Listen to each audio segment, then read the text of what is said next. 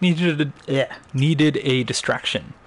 Hello, Neil Lucky, the Memitim, Ghostman on 3rd, Lisby, but Dr. Lem Pagliacci, I'm so sorry that I butchered that, Dadelfush, and Alex Sapien. Good day to everyone. I hope you're all having a fantastic day today. And Dendari Merc, hello. Great to see you all here. Thank you for joining us. Let me just... This camera's not... There we go. So yeah, I was going to record the next episode of Let's Talk Lore on Smoldering Lake. Mouth is so dry for some reason. Because, yeah, I finished preparing for that. Alright, it's going to be a very long episode because we're only doing one part on it.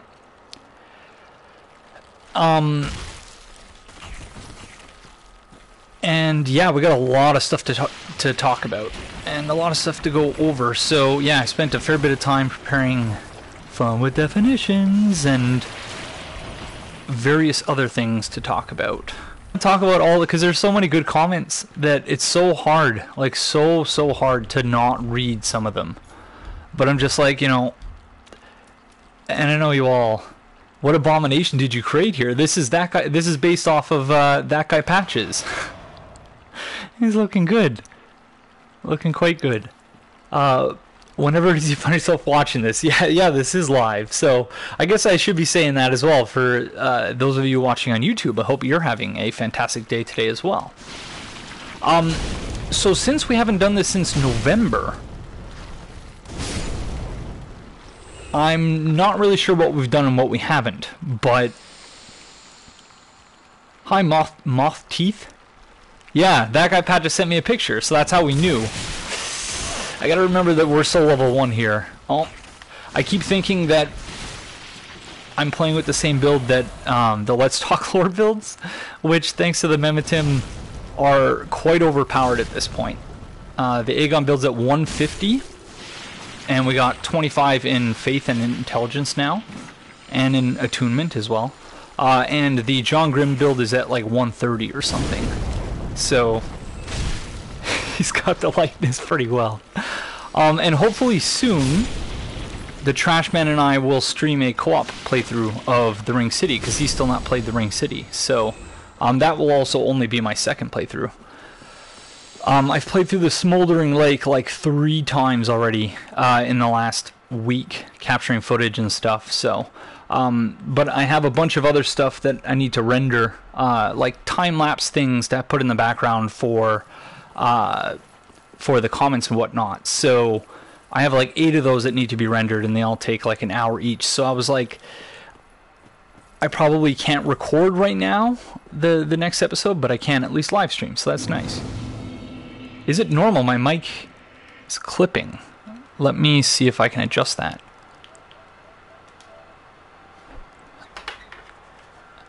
Testing. Oh, yes, you're right. It is. My apologies. My sincerest apologies, everyone.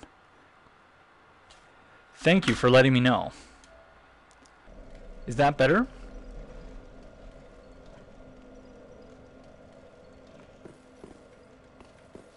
So sorry about that. That is something that I try to be as attentive to as possible. I take audio very seriously when it comes to my videos and stuff. Live stream's a little bit harder because you can't fix things after the fact, but... Okay, gotta remember we're SL1. Oh. And that we can't just go doing silly things. Although we can do silly things, but we'll probably die if we do.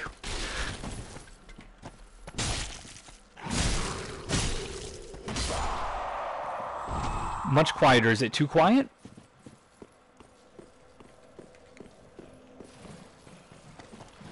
I hope it's not too quiet. Oops. There do also seem to be a whole lot of planes flying to the airport near my house, so I literally today just got up to date on your Dark Souls 3 lore through. Glad I caught you when you went online. You have quality content, friend. Well, thank you very much, friend. I really appreciate you saying that. No, it's fine. Okay, good. Oh my god, Aegon, you madman. Ricky Martin, living La Vida Loca. Nice to see you, friend. It's been a while. So I don't know which... I guess when we were up at the old wolf bonfire, we could have actually went up to see where we are. So these guys, so the grooves. Something we're going to talk about in the next episode of Let's Talk Lore is their enemy names. Because...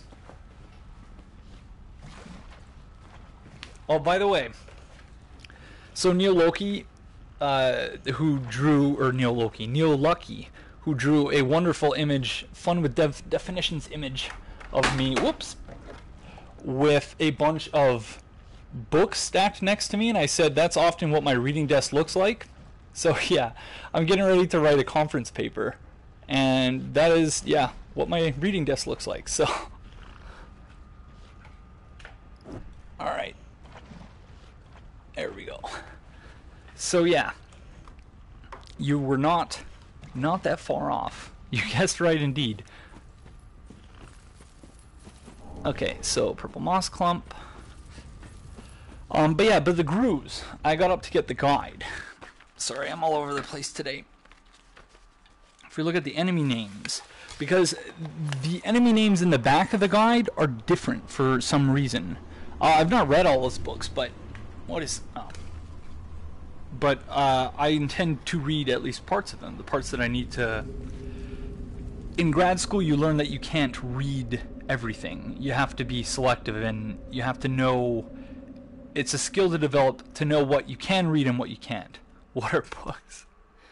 So, in the back of the guide, they're much more specific. For example, one of the grooves, and I haven't been able to determine which one it is, but they have 336 health. So that will help us figure out which one it is in the Smoldering Lake.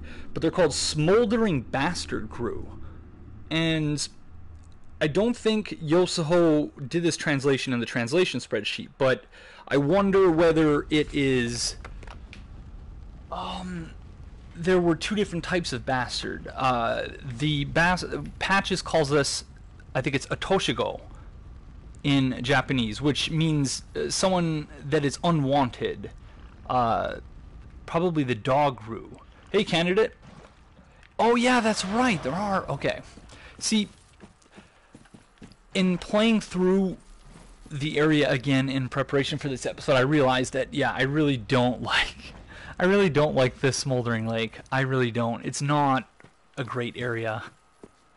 Or at least it's just not fun. Like, it's fun to play through, but not in the same way that like the High Wall or the Grand Archives or anything in the DLC is. Oh. And so these guys aren't the bastards, because they're specifically called the Mad Crew.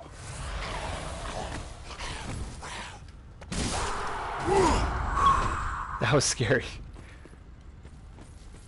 But yeah, I think you're probably right about that, candidate. The ones who think they're dogs. I really don't like this area either. I know that there are some people who do, and like going through the swamp and looting it, and that there's much faster ways of doing it than I generally do it, but I just don't like this area.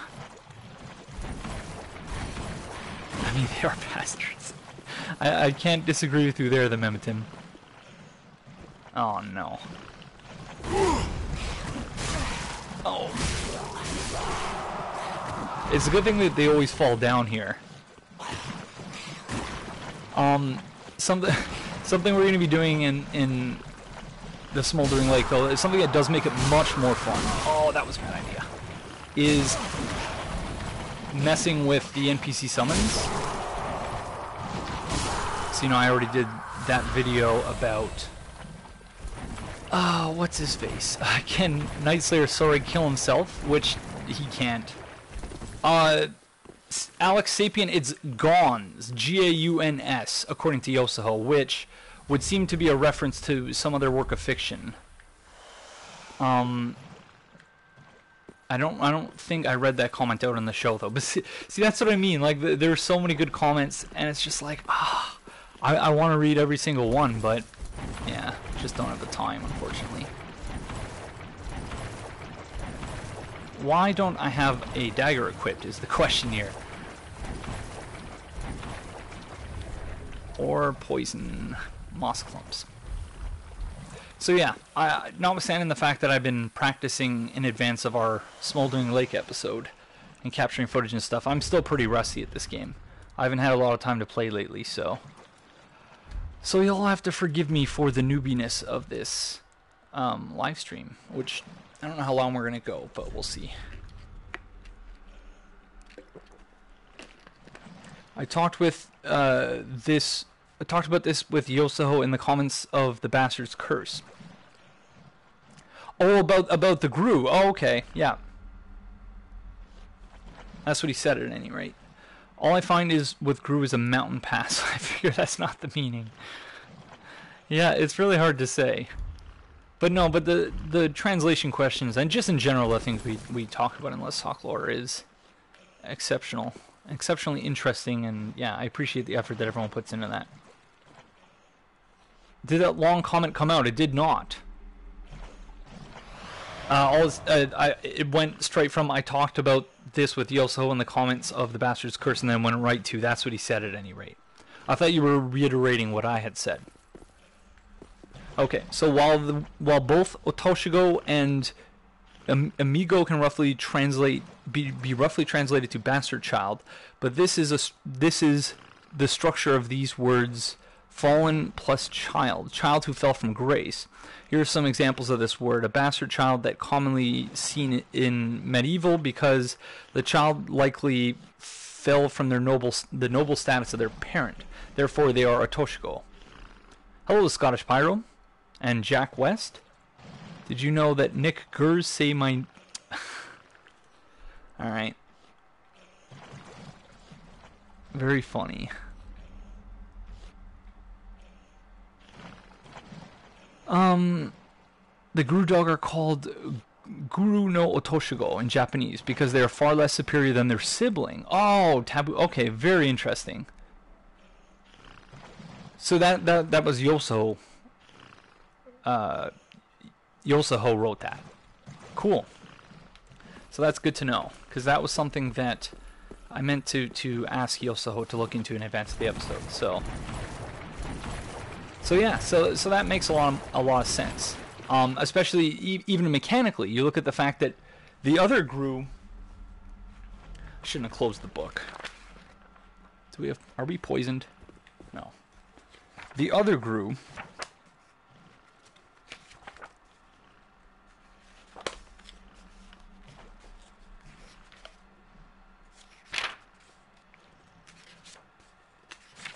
Where are we? Smoldering Lake. So the Smoldering Gru, Conjurator, and the the Conjurator Gru, and then the Smoldering Mad Gru all have 635 HP. And the Smoldering Bastard Gru only has 336. So it's actually reflected mechanically in the game. That's really interesting. Well, I don't entirely agree with him. It seems more likely that they... Damn it, of course you get on while I'm at work. Well, my apologies, Twiggy. I will be uploading this to YouTube afterwards, though. Okay. So, we need to... I'm going to try and focus here for a second, because it doesn't look like we've gotten anything over there. They're more advanced, gaining the bestial state, the Pontiff Knights, and Gale gain. Interesting. I am, or at least I meant to be playing online, by the way. So, if any of you have Soul Level 1 builds, can't blame invaders for invading. Although my weapon upgrade is only +5, so... Oh no! That's bad, that's bad! I don't think these guys are affected by the same vertical positioning bug as the other enemies. Oh, stop it, slugs! Because generally my strategy when running away from enemies is to just look away from them and run, because most of them will lose their vertical positioning, so then when you turn around they're basically staggered for a second because they need to fall from nothing to the ground. I invaded at SL1 in Orlando, so be prepared. Alright, no worries. Alright, let's just sit at the bonfire and start again, because I suck at this level so bad. I had a SL20 build, but I turned it into a strength build. Yeah, see, I had several builds that I intended to stay at low levels as well, but the weapon upgrade thing makes that such a pain. I don't think it should be... Like, if you store it in your item box, it should allow you to, you know, it should only be the one to which you actually have access when you're invading. I think that would be the perfect sort of, to do the same thing that they were intending to do here. Where's our friend?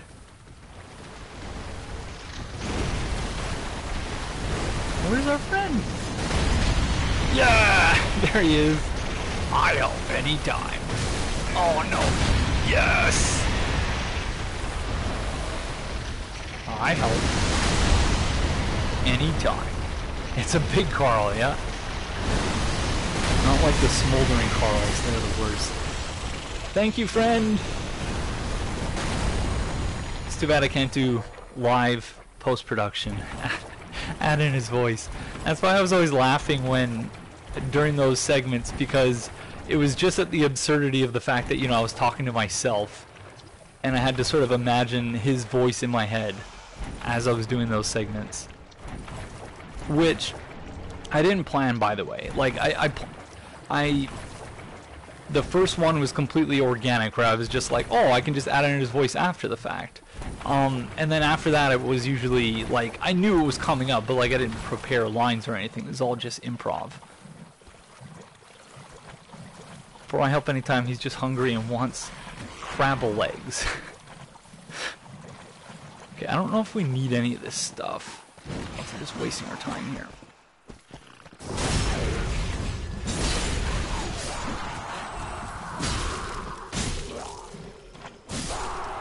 Not using our stamina very well, which is very limited. Hair looks great, Aegon. Thank you, Pill Lockery.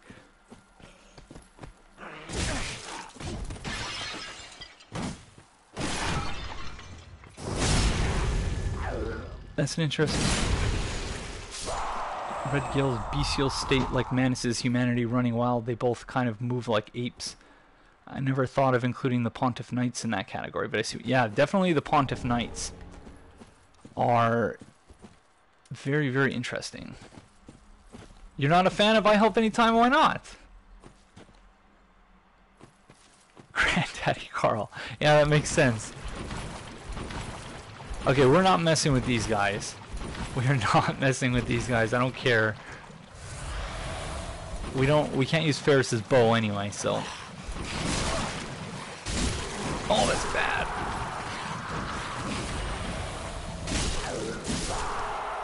The deep battle axe really has saved us a number of times.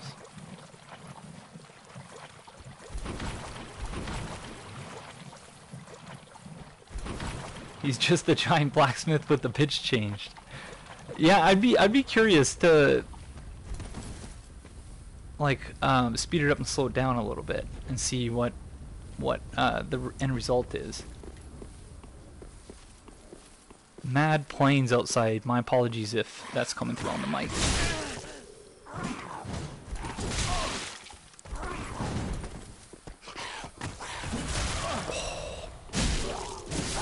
One thing I really miss about Dark Souls 2 is how the Estus worked, because it made trading hits such an easy thing to do. Okay, so we have already... I don't know which of these we still need to get. Noah of Will. Hello, everyone. This is my first time joining Aegon's live stream, and unfortunately I can't stay too long. Been a big fan of yours for a long time, Aegon. Well, thank you very kindly for joining us for however long you're able to, Noah. It's much appreciated. I think it's an aspect of people turning into dragons, like growing dragon wings equals angels. Watch how Osiris goes on all fours. I wish my character went all bestial when wearing the Outrider armor. It's so neat. That would be cool. I help anytime he's telling the truth. It means that he helps even while sleeping or cooking burgers. Indeed. Here's to this stream going well. Thank you, Noah. That's much appreciated.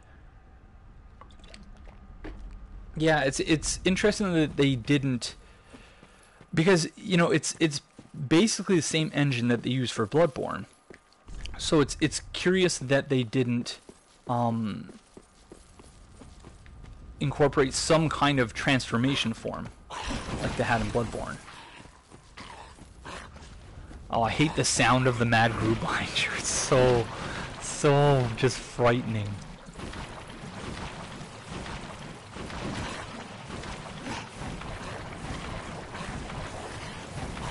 Stop it! Leave me alone. No? Okay, he listened. What is he doing? Oh, he's letting the bastard Gru. Oh no. Oh, shite. Okay, this is not going well. I really do just not enjoy this area. Okay. That must have been why I ended the previous live stream when I did. I was just like, no, we can't do this.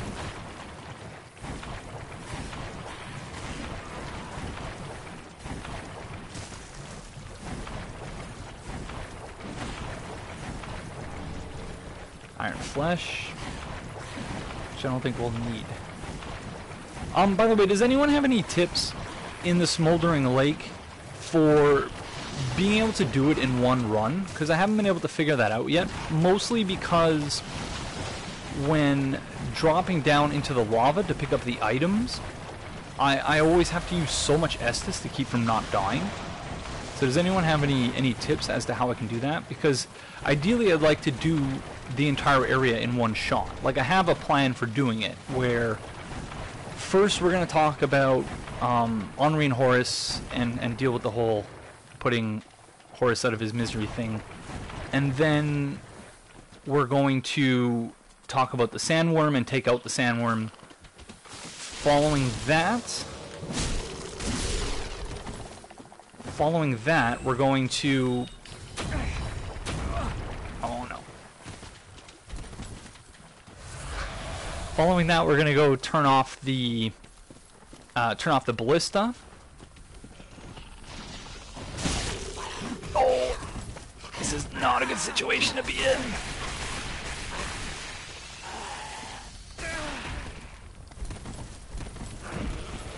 Sorry, I'll finish my thought in 1 second.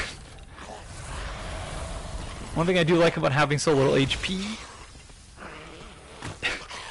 is the fact that no!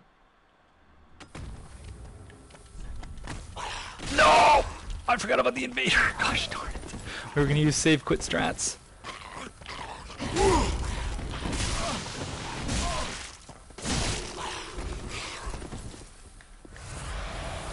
Oh, Yellowfinger Hazel, ruining everything, because we could have just used the Homeward Bomb there.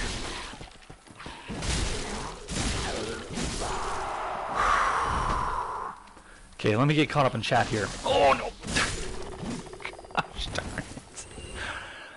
it. But yeah, so in the process of going up to turn off the ballista, I tried going into the 2 lava pits to getting the items there, and I just couldn't do all of that without running out of Estus. I only have 10 charges of Estus, so let me just... Neil Lucky's one of the people who likes the swamp. Interesting. I know a lot of people do. It's just, yeah, for me, for some reason, I don't know. Alex, personally, I'm disappointed Gale didn't remain bestial during the fight. As much as I enjoyed the fight, I was hoping humanity would go wild and manifest into Manus. That's an interesting thought, Alex. I thought it was great the way it was, personally. Maybe get all that stuff off screen. And yeah, see, that's what I was thinking I might have to do, Twiggy. But I do like maintaining the playthrough aspect of it. Because then that way, you know, if you're not necessarily interested in the thing that I'm talking about at that moment, then, you know, at least there's the gameplay, right? So, what's up, Azure End? No worries, Alex, about the typos. Yeah, I'd say either leave it to the end or cut it in. Yeah, I think I might just do that instead because it's so gosh darn annoying. Because you lose so much HP. And I really want to read those item descriptions, so I think I'll just do what I did in the last episode where I have this whole template set up for it where I have a bunch of screenshots and I'm putting them in a folder, so then that way you can just cut it out and then put it on the side of the screen so that I don't have to actually have the item in the game, though I would like to have it, but...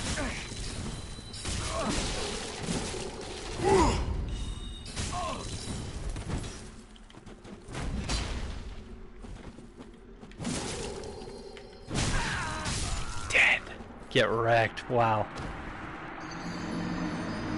We had 7,500 souls. I don't know if that's worth it or not. Time for a swamp venture in the best level. Hello, Hunter M. Just getting back. I was excited to see you live stream. It's been a while. It has been a while. My apologies for that. Life has been busy and hectic, so yeah, I've certainly not streamed anywhere near as much as I would have liked to. I think we're going to go back to the first bonfire.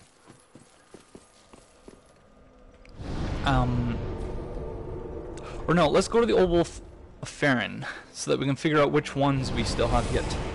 Which of the 3 fire stacks, flame stacks that we still need to extinguish. Fair enough. I personally like monster bosses, and I think they miss an opportunity to have a good humanoid monster transformation. Yeah, that's, I guess it's tough because you need a good balance. But what I liked about Gale is the fact that, hello, Fair Battle. Nice to see you again too, friend.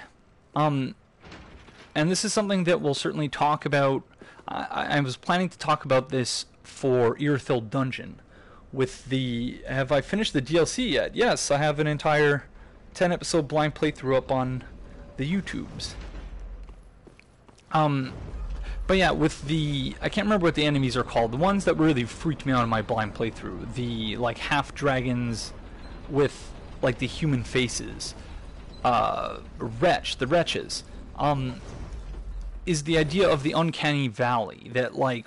There's a certain sort of arrangement where something is human enough to, you know, like remind you of a human, to be reminiscent of a human, while still being not human, in a way that, you know, if you balance those two things just right, it gives you the perfect amount of creepiness.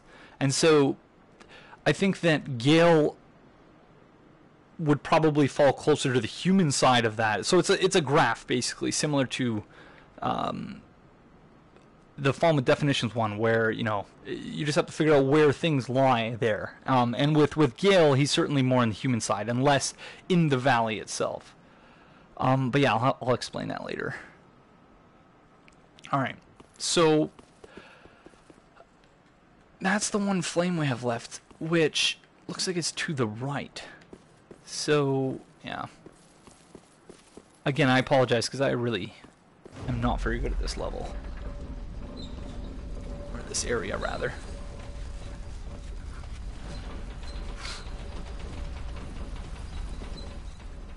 Yeah, that is correct, Alex.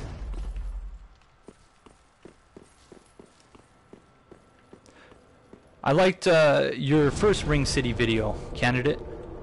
If anyone hasn't yet seen it, I would recommend checking out Candidate's.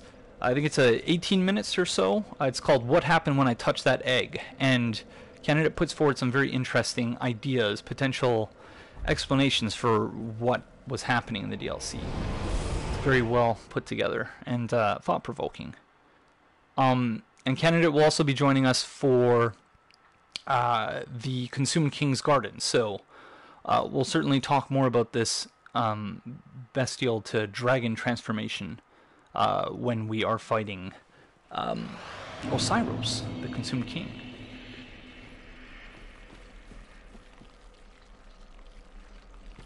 Alright, so we didn't need to go up there at all we need to do is come here.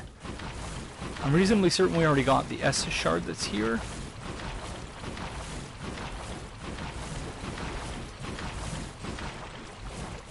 That's the tough thing about Let's Talk Lore and also about having to write a dissertation is that my current plan for Let's Talk Lore is to do... I have not given Persona 5 a shot, and I refuse to support a developer that does something as stupid as they have done in terms of restricting content being played or being displayed after a certain point in the game. So I have no interest in playing it, but yeah. What am I looking for? For candidate. So I have the thumbnails done for pretty much everything except for the last like 5 or 10 episodes, and that's where I'm planning out guest appearances and whatnot as well, because I do my thumbnails in PowerPoint because I don't have anything better, so, but it works. So okay, we just did episode 13. So 14, Catacombs of Karthus, or Smoldering Lake rather. 15 and 16, Irithyll, the Boreal Valley. 17 and 18, Irithyll Dungeon, but I think we might do Irithyll Dungeon in one episode instead. 19, Profane Capital, I'm going to ask JSF to be on for that. Number 20, Anne Orlando, I've asked someone to be on for that.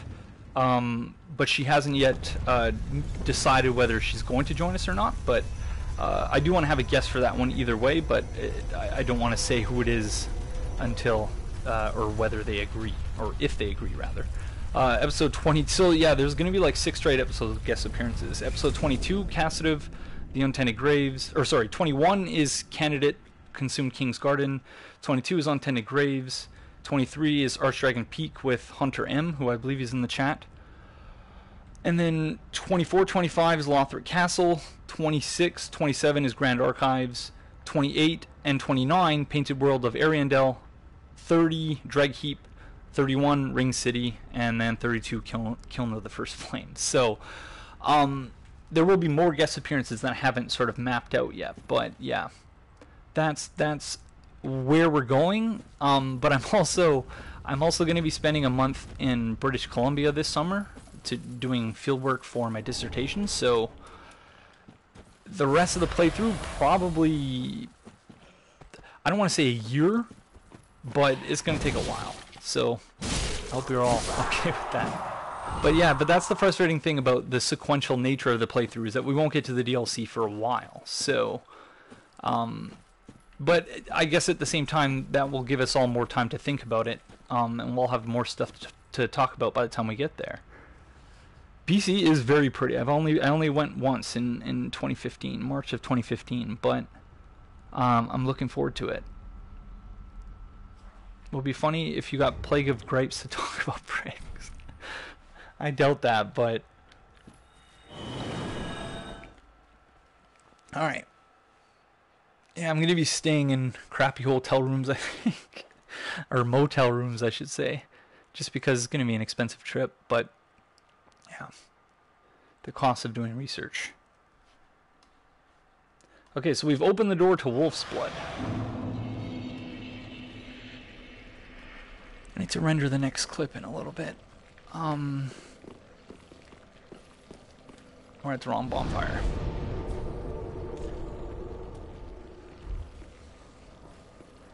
These gosh darn planes. I'm not sure if anyone knows what's going on with the Profane Capital. Well, I think the issue with the Profane Capital is that there seems to be stuff missing there. I would recommend, if anyone hasn't already done so, to subscribe to... I'll get a link to make it easier. Don't Give Up Skeleton. To the Don't Give Up Skeleton podcast. By one Jeremy Greer.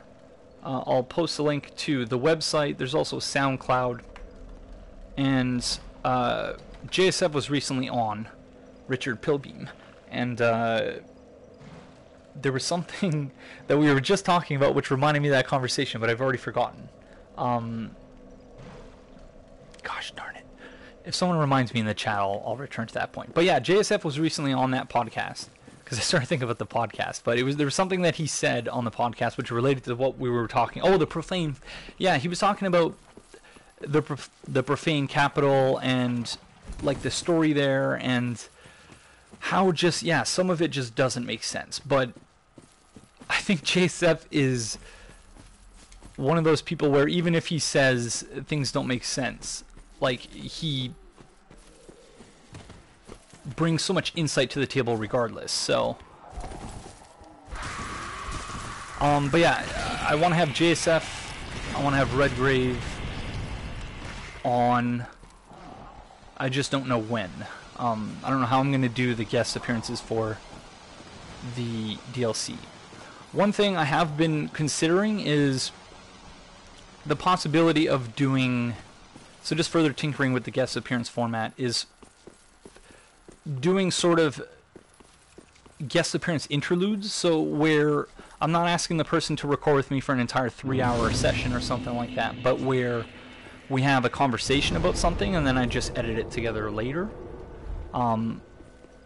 But again, part of the problem there is just scheduling things and having time while doing other things at the same time. I feel like Redgrave has... No, I know. And that's the thing, right? Like, I don't want to force him to be on if it's not something he's interested in talking about. But you know, he was my first ever... He was the first ever Let's Talk Lore guest, so if he wants to be on, he is 100% welcome. He did agree a while ago, but I said it wouldn't be until we got to the DLC. So I would assume that he'd still be interested in talking about it, but I've been talking for a while, so I can bash on everything. Well, see, I think there's a difference between bashing and not overlooking the downsides of something or the weak points of something, but still sort of trying to take the game to you know, just accept it for what it is, and just try to figure out what the developers are trying to do. And whether or not they are actually successful in doing those things is obviously a different matter, but... Oh, much better than I thought I was going to. For an hour. Well, see, part of the thing too is that I want my guests to be people who are actually... And you know, Ashen Hollow has 2 kids. So, you know, if you have 2 kids, I don't think... You know, I wouldn't expect you to watch the 3 or, you know, occasionally 4-hour videos I make. Because, you know, you have kids and important things that need your immediate attention. But I would like the guests on the show to all be people who are actually participating in the comments and stuff. And not just to have people on the show for the sake of having them on the show. I don't think Franz would. That would be awesome. That's one person who isn't a participant who I would absolutely have on, because Let's Talk Lore was basically inspired by Demon Souls in Depth. The first Let's Talk Lore, Dark Souls 2 Let's Talk Lore, I was originally going to call Dark Souls 2 in Depth, but I thankfully decided against that. Hello, Robot Accomplice. Welcome. I would die if you went back and did another Let's Talk Lore for Bloodborne and made the episode 3 hours. Sure, the way in which that playthrough is very succinct is nice, but I still can't get enough Bloodborne. Well, yeah, well, part of the problem too is just that if you look at the view counts and the comments now, it sort of tells a different story, but I don't know if we're going to fight this guy. But back then, there weren't a ton of views and a ton of comments on the video. I think there were way more... Like, if you made a ratio or something of, like, word count to views, I think the Dark Souls 3 Let's Talk Lore comments are generally longer, and there's more of them. So, I often want to... You know, like I said, there's so many good comments, I want to read them all, right? So I often read too many, which, you know, adds to the length of the episode considerably, but...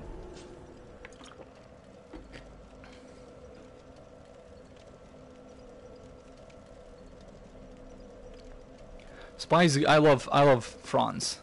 I don't know that he would, like, putting aside the fact that I don't think he would, you know, because he's got his own things going on. I don't think he would agree necessarily to be on my channel. But beyond that, again, I would like, you know, I'm not saying people can't have a negative opinion of Dark Souls 3, but I had occasional problems, not problems, but occasionally when I was watching Franz's blind playthrough of Dark Souls 3, I was finding myself thinking in my mind, like, I wish he would sort of stop being so dismissive of the game and assuming that things have no meaning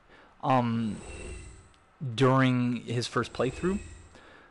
So he didn't seem to enjoy it very much, which is entirely fair. But again, like, the amount of work that goes into the guest appearances is such that I want it to be a positive experience for everyone involved. And if someone is talking about a game that they don't really like, you know, it might be less positive. So, yeah, I'm told that Ian V hasn't even played the Ring City, which, again, it's not up to me to say whether or not people should or should not like things, but I find that somewhat disappointing.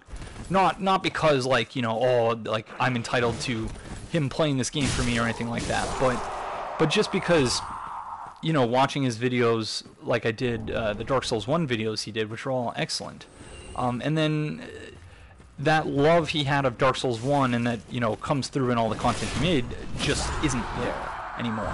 And I respect the fact that rather than simply gritting his teeth and continuing on with the content, that he was honest with everyone and said, I'm just burned down on Souls, I don't want to deal with that anymore. So, but it's a shame from the perspective of, like, the community, I guess is what I'm trying to say. Yeah. Same here, Robot Accomplice, and same with Franz as well. By the way, I really like the recording. Well, thank you for letting me know. I appreciate that everyone gave feedback on that. Him, Spy, and Quaylag were my... Yeah, Quaylag is awesome too. It's too bad. I loved Quaylag's drawings and how she did her videos. So, something I want to try and do here, actually. I don't know if we're going to be able to do this. So we're obviously... I guess we can summon... No! I want to see if we can get them in the boss room. This is going to be difficult. Again, more planes outside. I apologize. If I close the window, it'll get too hot in here.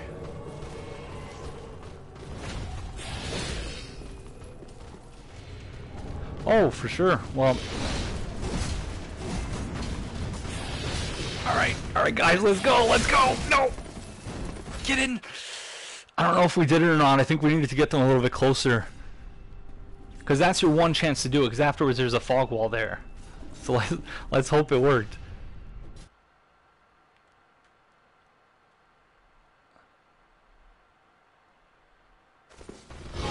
No! Gosh, well, actually we might still see...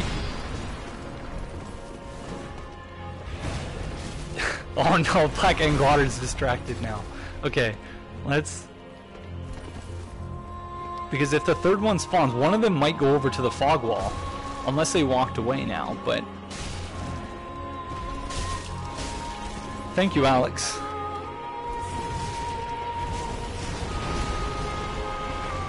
No, I don't think it's gonna work.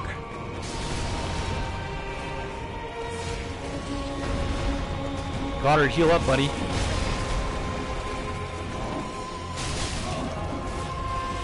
Better take my own advice.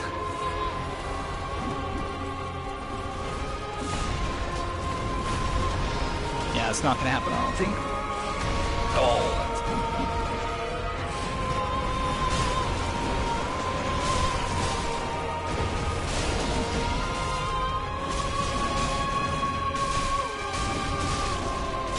good job, Goddard. Nice work, friend.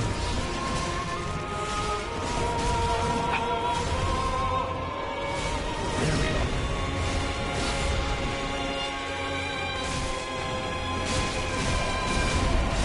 Goddard is wrecking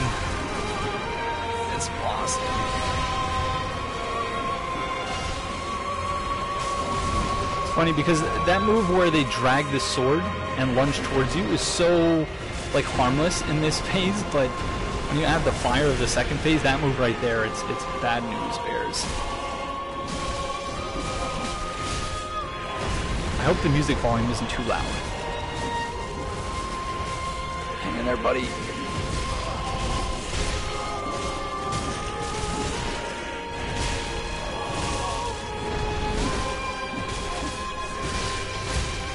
That was so bad. That was so bad. Oh. Good job, guys. Oh my gosh. Music's full. Okay, good.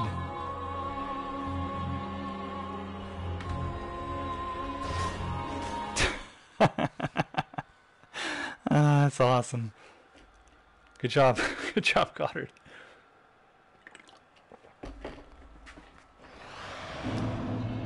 Alright. I'm going to see if, because when I tried to log in last time it didn't work, so I'm going to see if I can log in.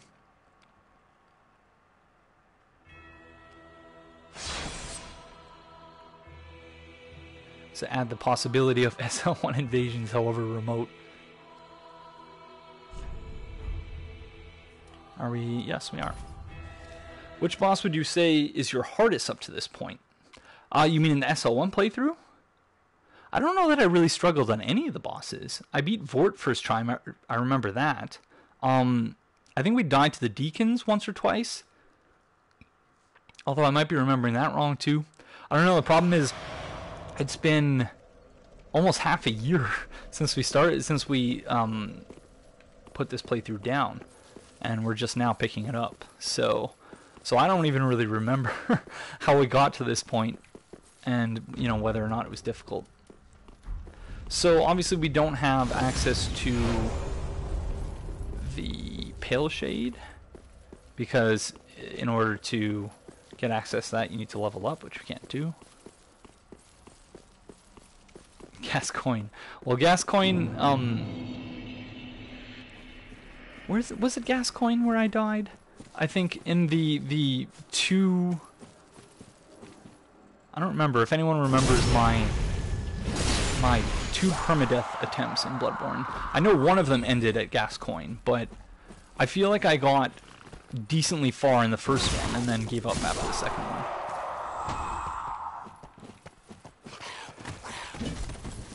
That's hard to say. Does Dark Souls 2? Yeah, it does. It's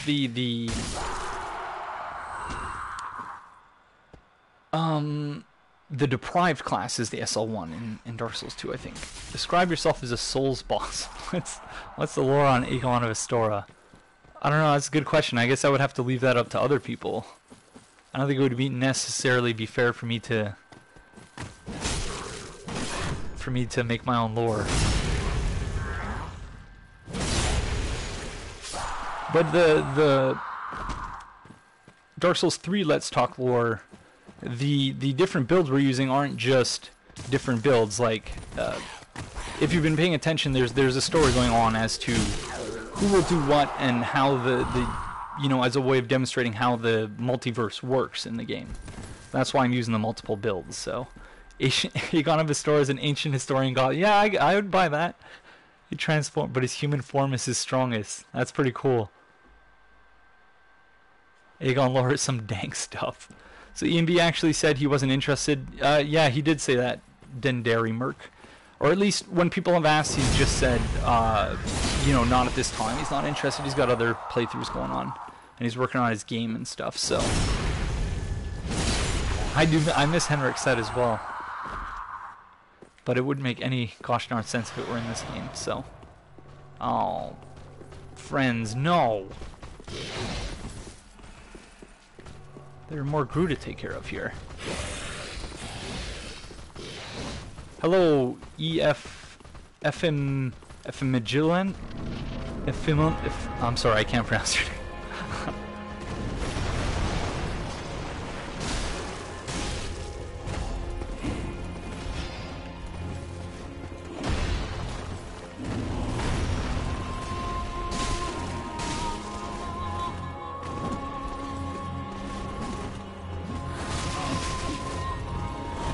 wonder if we got in the boss room on time so as to avoid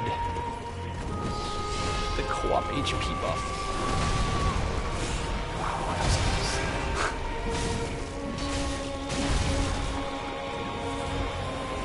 Probably shouldn't have done that, but... Oh, come on.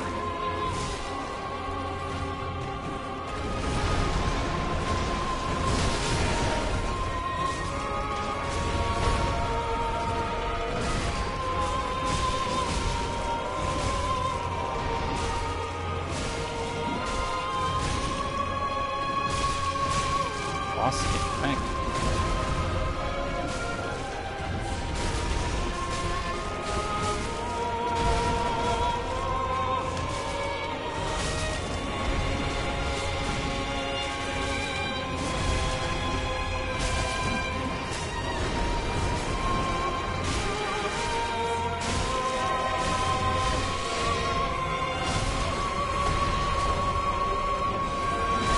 I didn't deserve to survive that all day.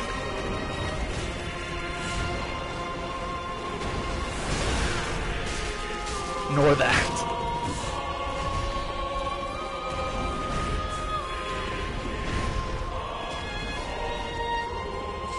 It's because he's not paying attention at all.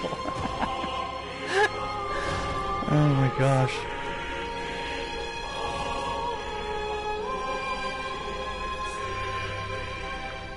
Aegon's the boss that wants you to sit down and talk about what's happening here. Aegon's second phase is the summon the ghost of I help anytime to spam arrows. That's great too. Aegon is an endurance boss you can't stop pitting yourself against. He's too fun. Aegon takes 4 hours to beat.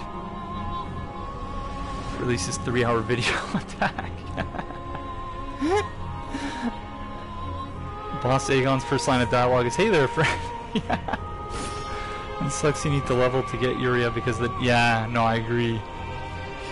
Because you can actually use it as... Offensively, it's not bad. Final phase Aegon is when he says, "Hey friend," and talks you out of fighting, yeah. Yeah, that's pretty good, you guys. Alright. I'm impressed Goddard survived. Up to this point, at least.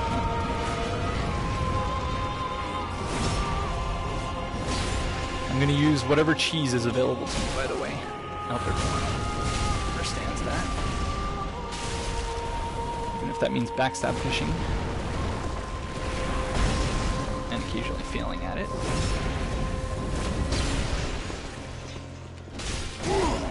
Yeah, of course. Of course Bloodborne questions are allowed. It's been a while since I played the game. And since my series, so I, you know, my knowledge of Bloodborne is not what it once was. Or at least my memory of it. But, yeah, you are absolutely free to ask Bloodborne-related questions. Goddard has been a tremendous help in this boss fight. Even when spamming arrows that do, like, no damage. How is he still alive? Wow. Thank you, friend.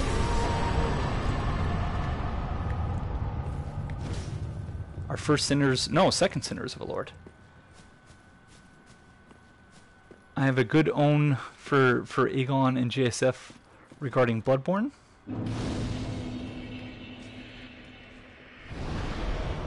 Each time you attack him, he keeps asking why you're attacking him, friend. He goes, "No, what are you doing?" Let's go back to Firelink. Kaner statues are totally meant to be missing the leg.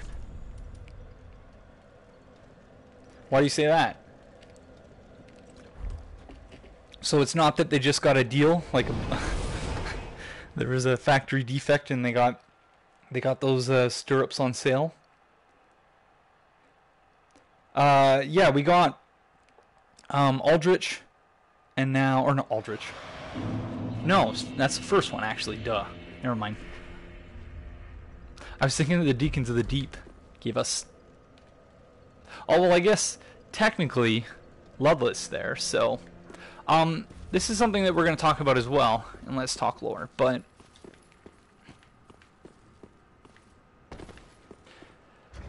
But when he says in English, like, he does look a lot like a pygmy. Good night, Fair Battle. Have a nice day. The Japanese dialogue, there's some contention as to whether or not this is indeed the case. Boney says, I may be small, or I may be yet tiny, but I will die a colossus. In the Japanese dialogue, he apparently says, I may be a pygmy, but I'll die something, something. So, I want to look at the thrones. We're going to do this for Let's Talk Lore, but not tonight. But I want to look at the thrones and see whether his throne is identical to or similar to the ones that we find in Gale's boss room, whatever we want to call that place.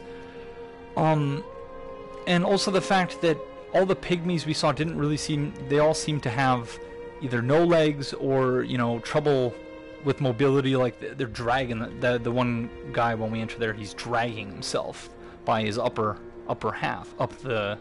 So it would seem to make sense. I think people who put too much into the Japanese dialogue are weird. You mean who like give it too much credence?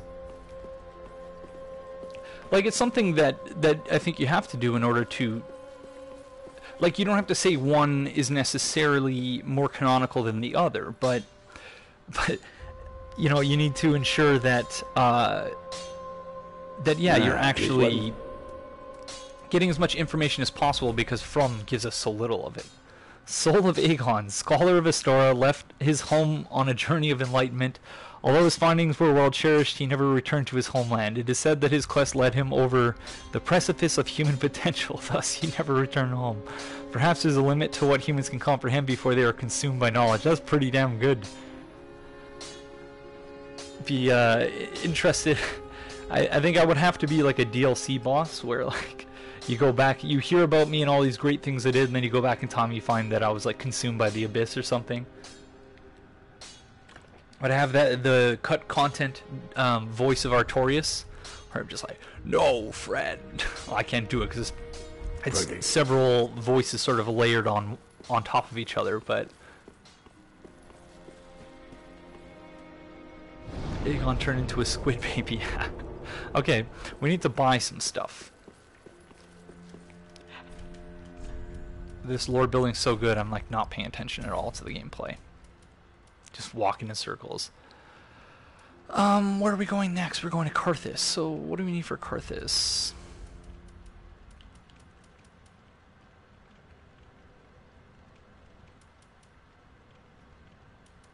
Not a whole lot. Can we even use a bow? Guess we'll get those. Get those. Ashen? Let's talk to... What's your boss weapon? Oh, I think it would have to be back. like the Astora sword or the Astora great sword or something like that. Love this has always my part, huh? always reminded me of the furtive pygmy because of how small and easily overlooked he is. I literally walked by him at least 5 times my first playthrough, and I don't feel that was intentional. Just an affiliation I have. Don't know if there's anything significant beyond that. Well, that's what furtive pygmy basically means, and I'm going to save the rest of it for the actual episode, which I will hopefully be able to record soon. But by way of a very brief fun with definitions, where is... Oh, I think it's actually in the comments. So I separate them into 2. One is comments and one is overlays. Overlays are for when the gameplay footage is on the screen, and the comments are for the end of the episode. So furtive meaning attempting to avoid notice or attention, typically because of guilt or a belief that discovery would lead to trouble. So I think we talked about that in the blind playthrough of the Ring City, but the idea there, I think, being that you know, they didn't want someone like Gale to come and get the dark sign, or the dark soul, so, or the blood of the dark soul. And pygmy means a member. It can mean several things. A member of certain peoples of very short stature in equatorial Africa and parts of Southeast Asia. And derogatory, a very small person, animal, or thing. An adjective used in names of animals and plants that are much smaller than more typical kinds. For example, pygmy hippopotamus, pygmy water lily. That's interesting. That's not something I knew. Derogatory of a person or thing very small. So yeah, so it's not terribly surprising that if he is in fact a pygmy, like it seems consistent with everything in the game. But what is your weapon? Do you have an... generally I use light greatswords. Not heavy, not ultra great swords, but just great swords. But yeah, we're going to be talking about all that in Let's Talk Lore, so... But that's just a little, I guess, preview for now. I think we can wield the short bow. Do I already have a short bow? Again, it's been 5 months since we've played this, so I do not have a short bow. Because if you two-hand it, you should get a damage bonus. Unless it doesn't work that way in Dark Souls 3. Google pygmy shrew, best animal ever. Why was the pygmy furtive in the first place? Good question. That's a very good question, but yeah, I don't know. Grant us lore, Aegon. I don't grant anything. It's you guys that do most of the lore stuff. I just read out comments and learn from you. Alright, so we still have 2680, but I don't know what else. Oh, I guess we can go buy stuff from patches. So can we use this? No, so you don't get a strength bonus from bows, and that's interesting. I didn't know that. In Dark Souls 3. I seem to recall that working in Dark Souls 1. Let's see if we got a seed. Yes. Now let's go to Patch's Boutique of Wonders. Oh, hello again. Welcome to Patch's Boutique of Wonders. Can't resist it, can you? My sumptuous selection. No, I can't. You're right. You're right, friend. I'll see you in, a few millennia or something. You'll think your name is Lap. And, yeah, you can kick me in the butt again, as you are wont to do. Thanks, good compere. You're welcome. I love Patches so much, and it's the most fitting FromSoft thing ever to use Patches as a way of closing out the series. Like, it really is. It's so wonderful. I know a lot of people were really disappointed with the DLC, but I really liked it. We are going to Abyss Watchers. Yeah, like right away, my reaction, for those who haven't seen the blind playthrough, was, I can't believe they used the same voice actor. Like, I was, I understood right away that something wasn't right, but it didn't occur to me until like the 15-20 minutes later. Yeah, and he could have done much worse by kicking you where he does. That's nothing compared to the things that he's done in the previous games. In Dark Souls 1, how he turns over that bridge in the catacombs is the worst. Okay, so I guess I was thinking whether or not, yeah, we're gonna do Henri's quest line, because why not? So now I know when they have the white eyes, that means that they're still gonna respawn. And then, like before, I knew as well that if you didn't get any souls for it, obviously you didn't get the kill. But excuse me. Or the thing was dead, either that or it doesn't drop any souls. But even crystal lizards drop 1 soul. But I just get these urges, running a business and all, and oh, I hate myself for it.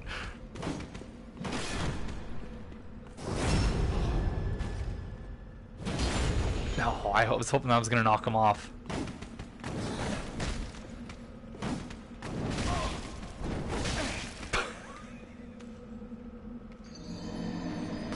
He's like, oh, really? You were trying to knock me off, eh? Get wrecked.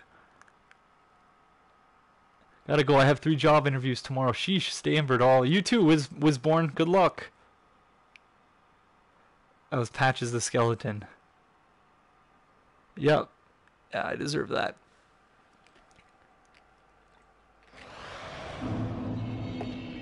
Alright. Let's try that again. And we only have 10 embers. I am playing online, so if anyone has a... I don't have the calculator, do I? Let me see. No, I thought I had a link to the... There's a calculator out there for multiplayer, which tells you whether or not you'd be able to invade someone or drop your summon sign for them. We have a +5 is our upgrade level, and we're obviously soul level 1. I was going to check the level, but then I'm like, wait, yeah. So I think technically if you are, I think it's up to level 10 and like upgrade level 6 or 4. So if you want, you can, you know, obviously I do want to try doing this myself, but at the same time, as long as you're not scaling your level and your upgrade level is not scaling. Yes, there we go. That's some sweet justice right there. Then yeah, I'm open if anyone wants to do co-op or...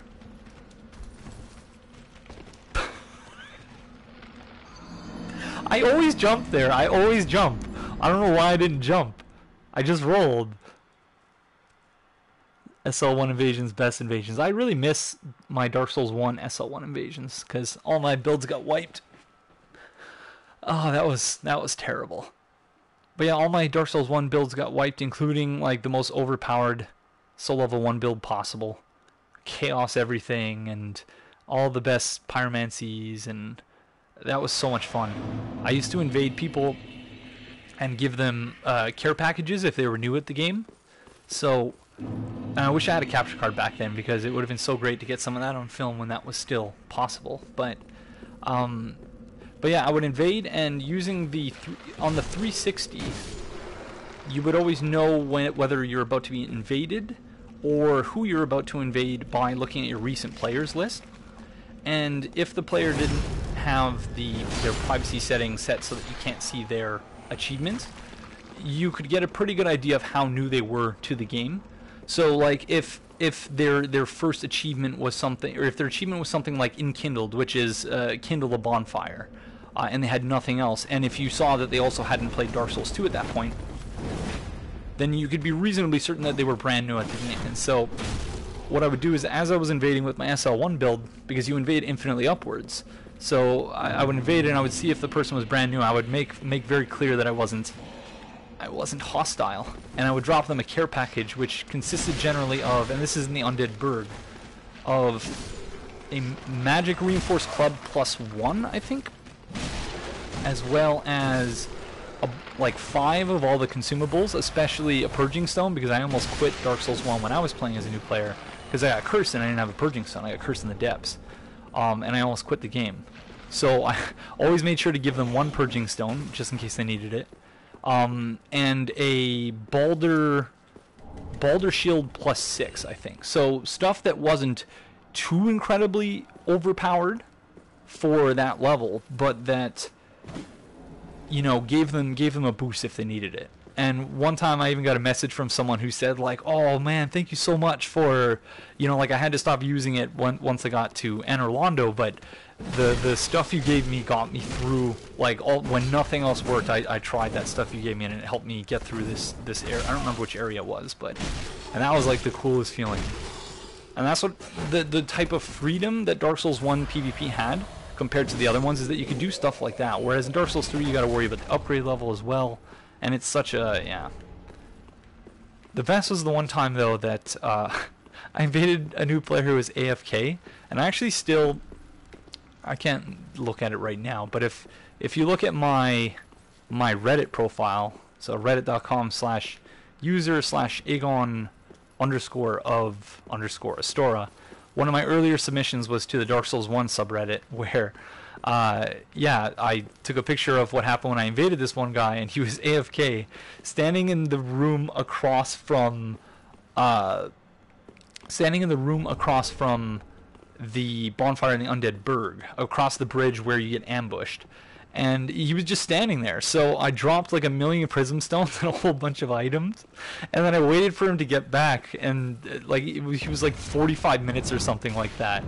I waited for him to get back. And when he eventually got back, like I made sure to tell him, like, dude, make sure that if you are going AFK that you're not in human form. Because, you know, many other players would just simply murder you while standing in that spot. And yeah, that was pretty funny.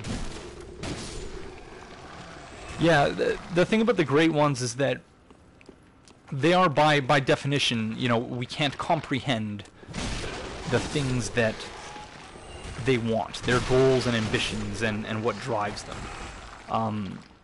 And because they're Great Ones, and and that's, you know, part of the reason why all these people in the game are talking about ascension and wanting to ascend, because, you know. Oh. I love the animation, it's so good. I should have seen that coming. That animation is so freaking good. I love it. Great Ones are convoluted. Yeah, pretty much. The first time I played Dark Souls 1, I summoned some guy in Anor Londo to help me, and he just dropped me. Yeah, that's nice. Yeah, I had that once too. I think it was a hacker, but he dropped me like 99 divine blessings and stuff. I subscribe to Koss. I go door to door asking folks if they're heard their good word. I can't imagine those conversations go too well, but all right. We're gonna cheat a little bit here.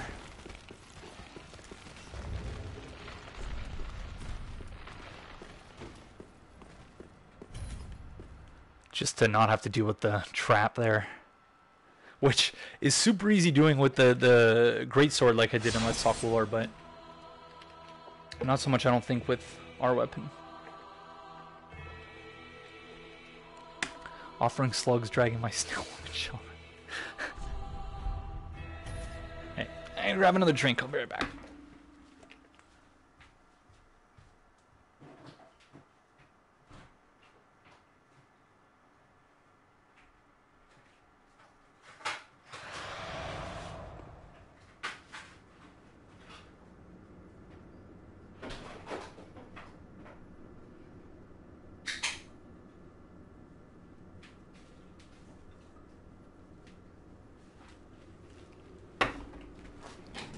Alright.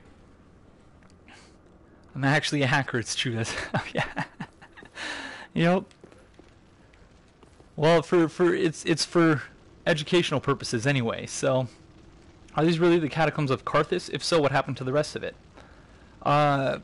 We just did a almost 4-hour episode on Carthus on my YouTube channel, so Oh, hello. How very fortunate. Have you seen my companion, Horace? To my shame, I was snared by a trap and we've become separated. I've not been able to find him since. Yes, I see. Horace is a valiant knight. He can look after himself, no question. He's probably searching for me right now, with twice the resolve. If you happen upon him, please tell him that I remain in the catacombs and will lay please may the flame. Just like my blind playthrough of the old Hunters, where I had a ridiculous looking character, completely ruins the moment. Like there's no, you can't be serious as soon as you see that face. I'm trying to do a cost portraiture, and it's tough. There's so little art assets. Yeah, and like the only place you see her in game is, you know, she's not like that's. I wouldn't picture her like that when she's alive, and in the water, she'd be completely different, you know. So I can imagine that's tough, but. You know, they only give you so much to work off of, so you gotta, I guess, you know, to some degree you have to use your imagination and fill in those blanks, but that's the way FromSoft generally likes it, so I don't think that would necessarily be, and here's our friend. I love this skeleton. In fact, Oh no! How do we survive that? How do we survive that? Oh! Oh my gosh. Wow. Thank you, skeleton. Whether she actually has a face or that's a product of the... Oh, yeah, that's a good point, candidate. That's a really good point. And, like, very human-like hands, too. Yeah, I hadn't actually considered that. I always hate killing this guy, but no! Stop it! Slow down! Oh. Has anyone in the chat, I wonder, ever played Hardcore Uprising? Which is basically spiritual... Oh, you Grave Warden bastard. Spiritual successor to Contra. It's a Contra game in all but name. On the 360 and PS3, I believe. But it's a downloadable only game, which sucks.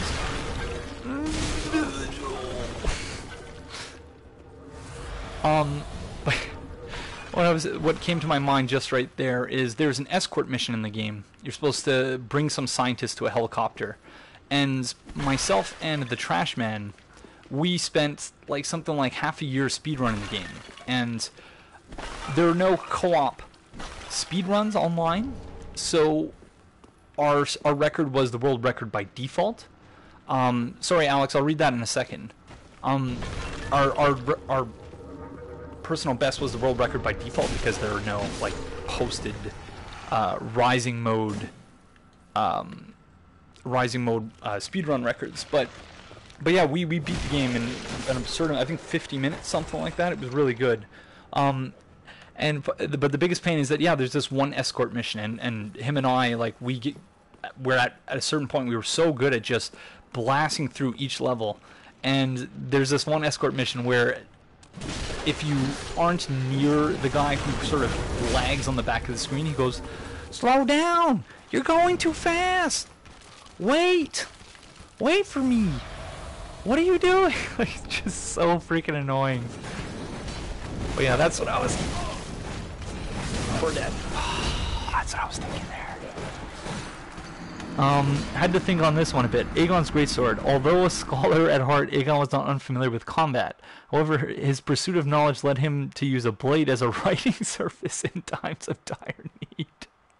Etched and inked on the surface on this blade are writings that reveal his strange findings.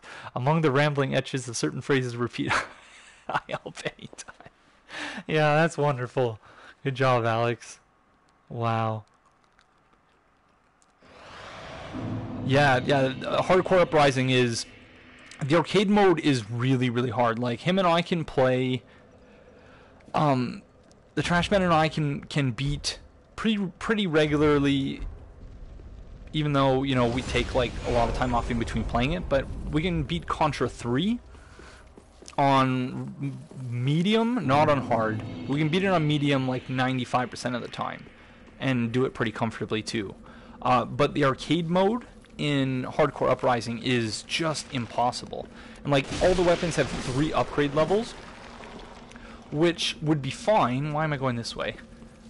Which would be fine, but like, it's fine in Rising mode, which allows you to, you know, with experience you purchase upgrades, basically. So you can start with a certain weapon, and the different characters have different weapons they start with. So in a way it's kind of a mix of Contra Hardcore on the Genesis and Contra 3 on the Super Nintendo.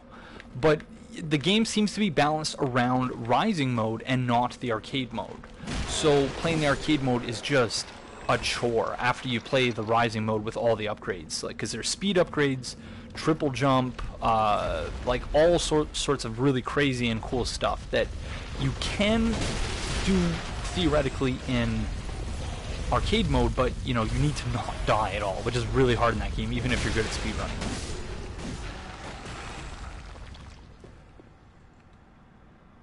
Yeah, I tried Broforce because someone said that it was similar to Contra, but I didn't really feel it was all that similar to Contra. But that was just me.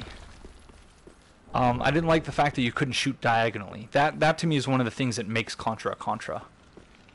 The other great thing about Hardcore Uprising is that you can remap the controls, which makes playing it a dream if you find a good control scheme that works for you. Because you can strafe, you can shoot in on the spot. Like, it is the best controlling Contra game there is. So yeah, I would highly recommend it to any Contra fan who has a 360 or PS3. But yeah, play Rising mode instead of Arcade mode, because Arcade mode is even harder than Contra Hardcore on the Genesis, which is ridiculously hard itself. It certainly lives up to its name. But I haven't been able to play the entire game because the friggin' Retron 5 doesn't play that game properly. It's a pain in the ass.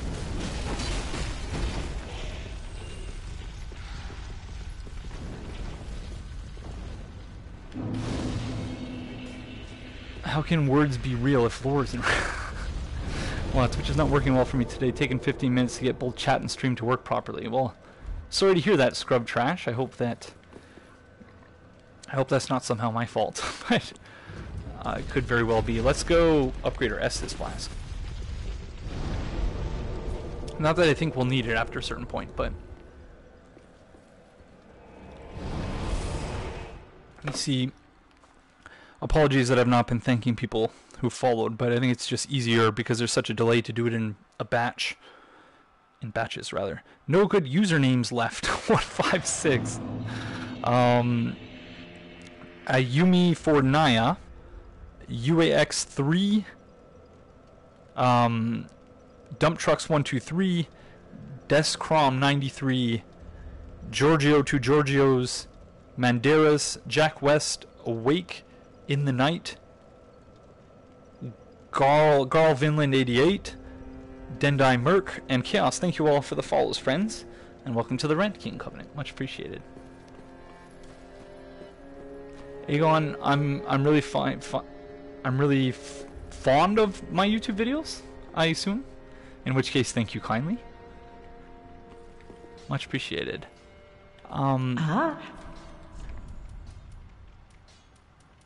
So we need to buy. Might as well buy Life Ring. It's not great, but to use our souls on something.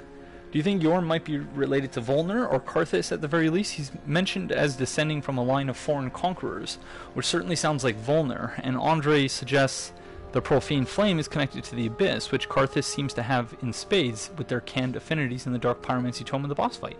That's seems like a possibility, Cyborg Mage. I've not heard that suggested previously, but that does actually seem quite plausible.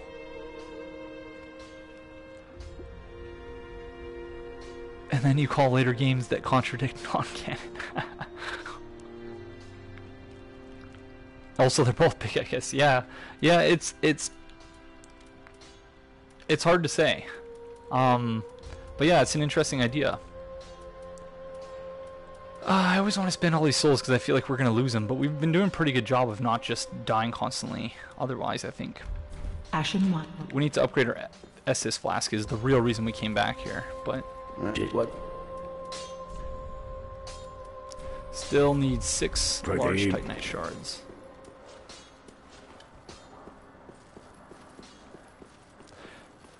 Yeah, well that's I responded to someone who asked that question, Hunter, in in a comment on YouTube, where I said basically I don't have a clue about the Profane Flame and how it's related to everything else. So that's why I want JSF to come on, because he'll explain it. If we're talking about Aegon Sword, shouldn't it just be called Blackfire?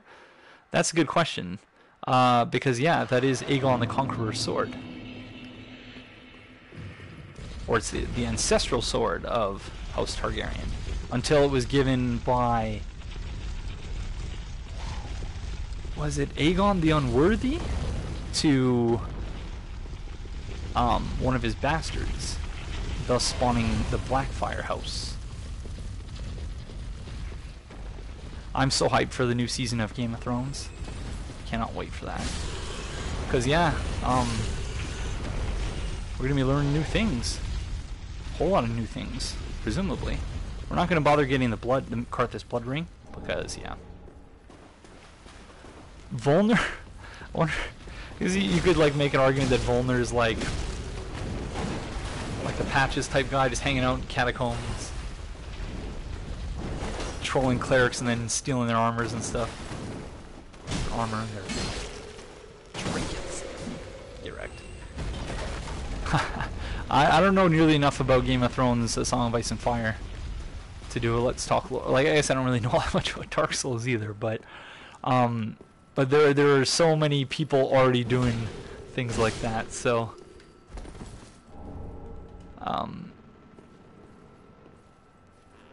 unfortunately don't have the time it would require to do a very close reading of those books, because they're pretty damn big books.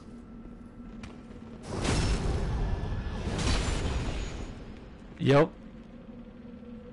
And then when Timon melts to make Oathkeeper. Well, Oathkeeper, but also Widow as well. Freaking Joffrey. Okay. I haven't decided how we're gonna handle. I know how. I know how I handled Night Slayer Sorig in Let's Talk Lore. I don't know how we're gonna do it here. Let's see. We're not going to talk to Henri. Actually, I think we should go to... Before we even deal with that, we're going to open the shortcut. And then we're going to go to... That animation, though. We're going to go to Smoldering Lake first, because something I screwed up with on the Aegon build for Let's Talk Lore is defeating Volnir after already having talked to Henri. I should have waited until afterwards to talk to her, because I think the trigger for her leaving once she, you know, once she suggests that Horus may have left the catacombs, then she bounces. She gets out of there. She heads to Irithyll. Because the very obvious explanation for the whole trap thing that I somehow neglected to consider in the previous episode was that it seems rather obvious that it was the pilgrim that is shepherding Henri towards the rite of avowal. And that it was that thing that was responsible for leading Horus, or for separating Horus and Henri. But yeah, so because I was hoping that it would set up the vigil, and there is no vigil because I screwed that up, so.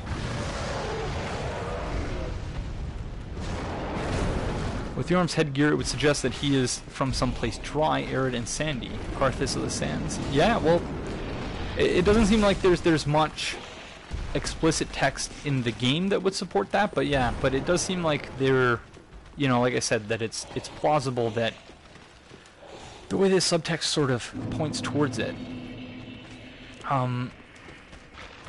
Entirely possible, but I don't know that Yorm, given what we know about him, and given how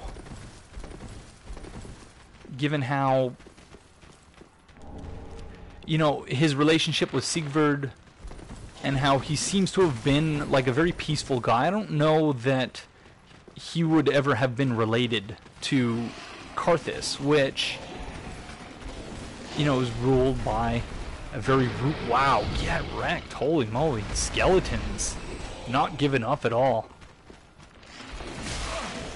These ones haven't even respawned either. I killed them on first try, wow. Good job, friends.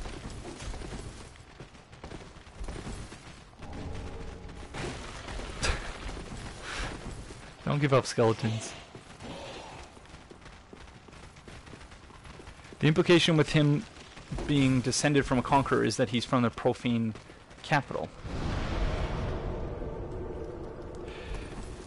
Yeah, and maybe maybe his friendship with Sigurd was like the one sort of non-violent part of his life, and maybe that's why he valued that so much. Yeah, I think that's probably a good way of putting it, Hunter.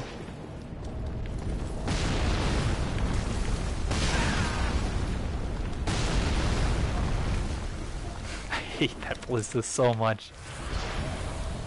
Like I said, I had to like planned the episode around the gosh darn ballista because it's a pain to deal with from a video editing perspective. All the loud noises randomly starting whenever you're in view of the ballista. So, something else that Henri mentions is that she will lay prism stones to guide Horus as always. So, however the separation took place, her and Horus becoming separated, it does strike me as possible, and I can't remember who mentioned this initially, but that Horus saw the crystal lizards, thought that they were prism stones, and followed them. Dark Souls is all about making people sad. And not sugarcoating things. But I think that's part of what's great about it at the same time.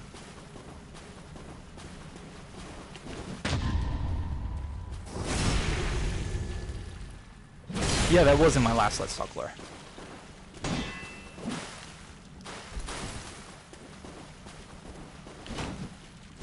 That was bad.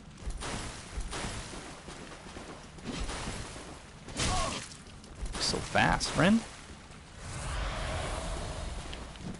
Oh.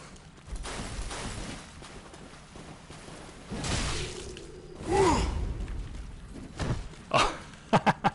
Simultaneous kick. See, this is something else that I responded to a comment. It was a good comment which pointed out when I was complaining in my blind playthrough of the DLC about the NPCs reading my button inputs. This person pointed out, and I'm glad they did because I didn't really articulate myself on this point very clearly at all. When I was complaining about Zoe in the DLC, how Zoe and Silver Knight Jared Leto, whatever his name is, the fact that, yes, NPCs have to, by their very nature, read your button inputs, but what annoys me is when you have ones that make it so obvious is the fact that you have NPC fights like this, which are reasonably well balanced, and it doesn't seem like the NPC is reading your button inputs. Like, it's not obvious. And it's still, you know, a reasonably difficult fight, at least at Soul Level 1 it is. So, yeah, it's weird to me that, like, from Ken, make it seem seamless. Like, hey, this might actually be a real person, if you didn't know anything about the game. But in the DLC, in both Dark Souls 2 and Dark Souls 3, the NPCs are so obvious about the fact that they're reading your button inputs. So, yeah. Yeah. Well, I had to point that out, just to be fair. Because, yeah, I wasn't doing much damage to him there. Rip Horus. So, what we're going to do now is go back to... I think we're going to go try to pick up some shards first, as well as the...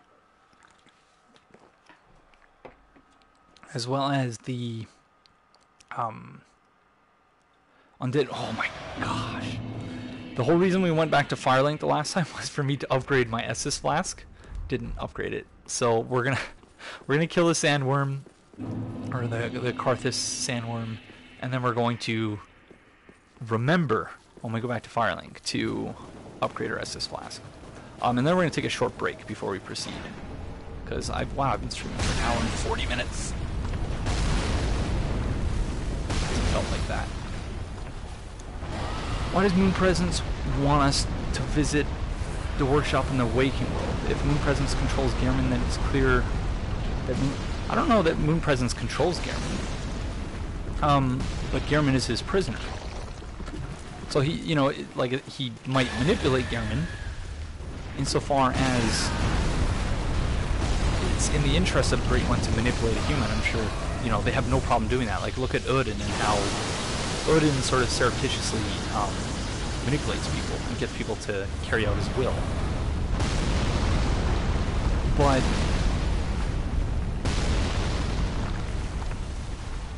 warp sign. But yeah, but that's just my perspective on it. I don't think we're standing right. Don't give up, Skeleton Worm. Yeah, we got a really good comment from Centimeter Worm that I'm going to read out in the next episode, which talks about the worm. Oh, and how it's an example of I think he called it body horror, which Yep. Because if you zoom in real close, and I'm going to try to get some good like slow motion shots of this, but if you zoom in really close, it really does. You really see the body horror aspect of it. Yeah. Yep. Yeah, the Hunter's Workshop is kind of out of the way. And you would think that the Moon Presence wouldn't want you to go there either, because there's an umbilical cord there. Insofar as the Moon Presence is aware of what that means, you having access to an umbilical cord. Yeah, and you can see it's almost like they're like trying to get out. It's really creepy. Yeah. Yeah. Well, hopefully it kills the Carthage Sandworm soon. Yeah, I hate the ballista. I really do. I like the death animation of the Sandworm though. Like screams out and then just sort of falls over. Lightning Stake and Undead Bone Shard. Okay, while we're here, we might as well try to go get. Try to go get the Estus Shard as well, and then fully upgrade. Oh, we didn't kill Sorig, so we can't. Okay, I think we're gonna have to kill the Invader Sorig. Because it's fun having them both with you.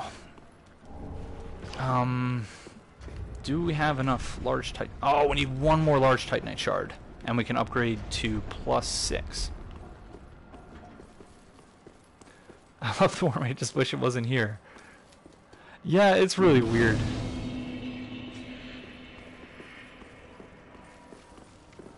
You have to go to the new workshop if you don't buy the Hunter Chief emblem? You don't have to go to the workshop, but you're led by it, though.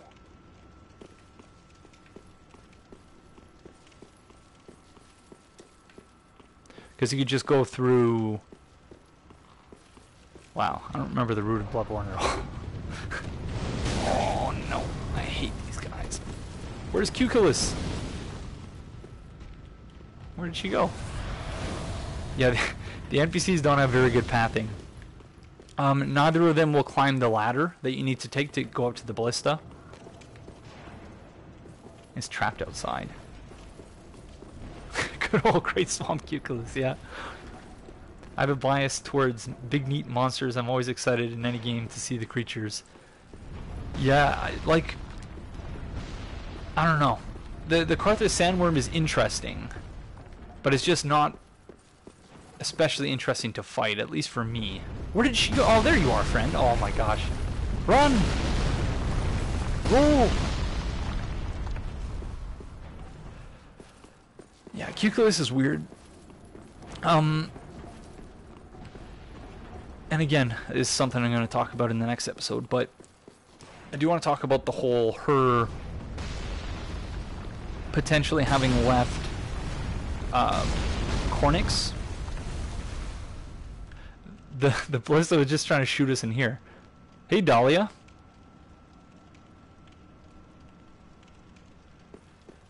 Yeah, there are so many enemies in Dark Souls 3 that make you feel bad.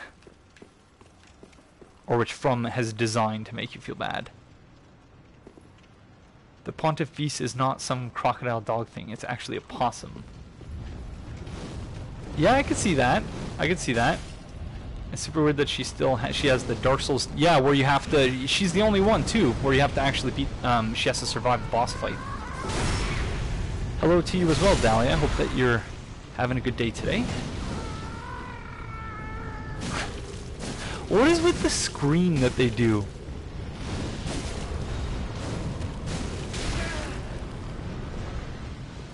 It's so unsettling. I guess maybe that's just the point. Well, it looks a lot like a possum. There are possums in Toronto. They've migrated north. They're not actually supposed to be here. They're not native to the region. But yeah, so I've seen a possum once, and yeah, I could see that. Yeah, well, I wonder. It's like a higher pitched Wilhelm scream or whatever it's called. I want to call it a Wilhelm scream, but I'm like, oh, I don't think that's right. It gives me a pseudo bird-like call more than a scream to me. Yeah, maybe. Oh, where are you? Oh, no. It's not a good room to be in. Why am I even here? Is this just a pyromancy tome?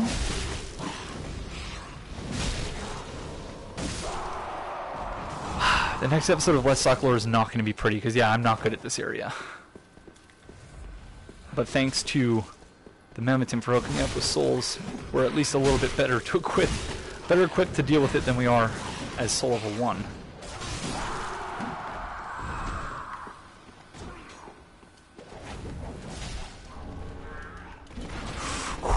Just in time. Okay.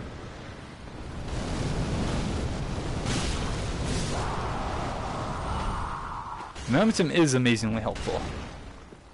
Because yeah, he doesn't have to do these things, but I was saying to the Mammotin the other day that we need like a Mammotin bat signal. Maybe just like a soul of a great champion, but like somehow inverted, so it looks like it's being shone like a spotlight on something.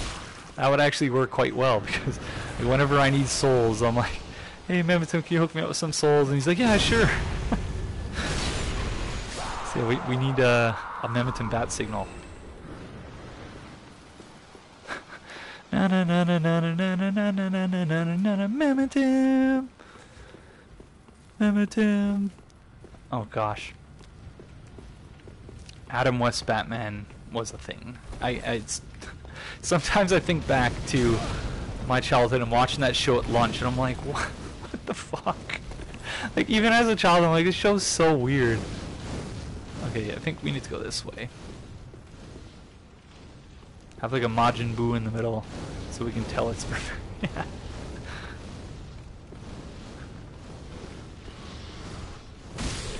The best were the scenes where they would no, Cuculus. I don't even know where she died. Were the scenes where they would be climbing up the side of a building. Those are the greatest. So obviously just the way they set up the set, but like, I guess you got to give them credit for making do with what they had. Practical effects. So does anyone have any thoughts on whether this is supposed to, like, it seems rather obviously that it's supposed to be Kalag, or not Kalag, Kalon, or the Fair Lady.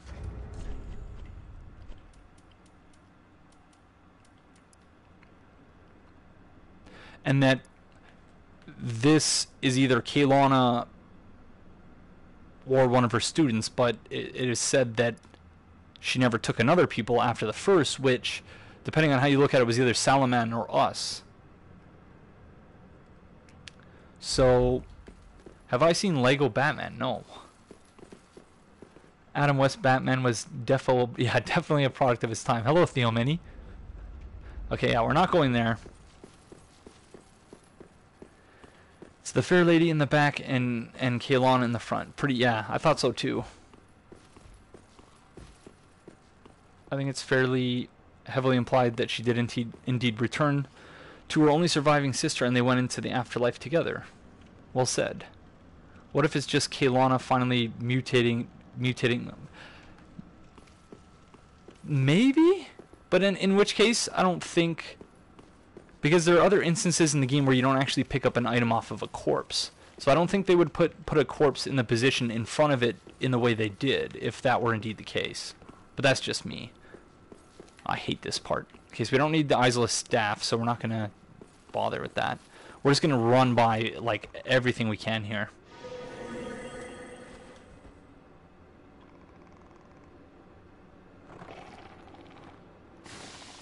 Everything possible. And we obviously can't use... You bastards!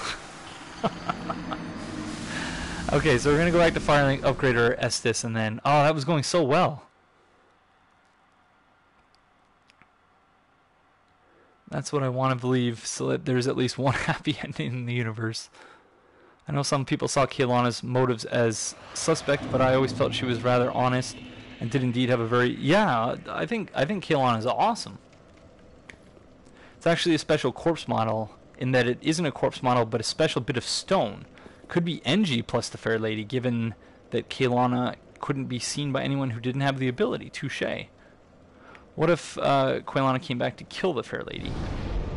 I suppose that's possible, but wouldn't she have done that herself previously? Because she asks us to put her sisters... I guess she didn't really say anything about Kalon, but with the pyromancy tome item description, if she didn't take another pupil after Salamon, does that mean that this particular version of Izalith, there never was a chosen undead? So might also explain who Ornstein didn't die in Anor Londo, but left his guard post to Smo. Both this item and Ornstein's story suggest that there was no chosen undead, or that the chosen undead's path was different somehow. Well, I think that it's pretty apparent at this point that Ornstein and Smo were both...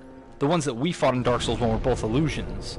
And to answer your question about Salamon, you're right that it's either, on the one hand, that in the canonical story, the chosen undead was not into pyromancy, and then therefore didn't have the plus 10 pyromancy flame or whatever you need to get her to spawn.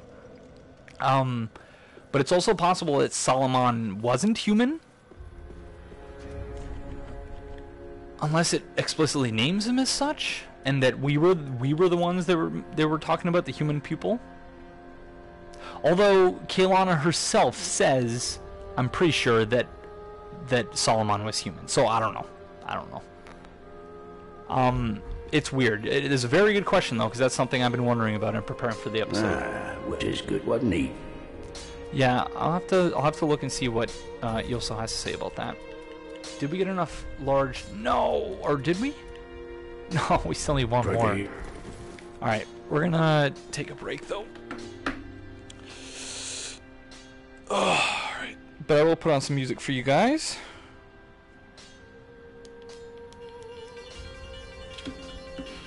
So we'll be back in like 5 to 10 minutes.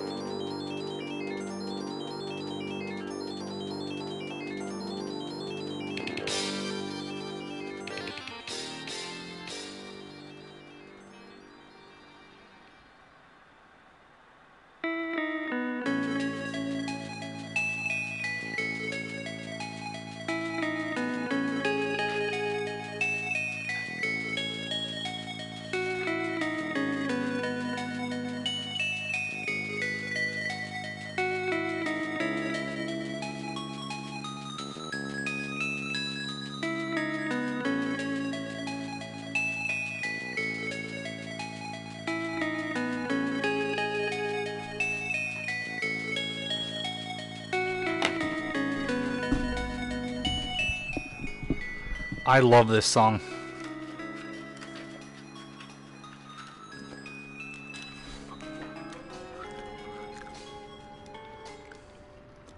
Which is from a game called...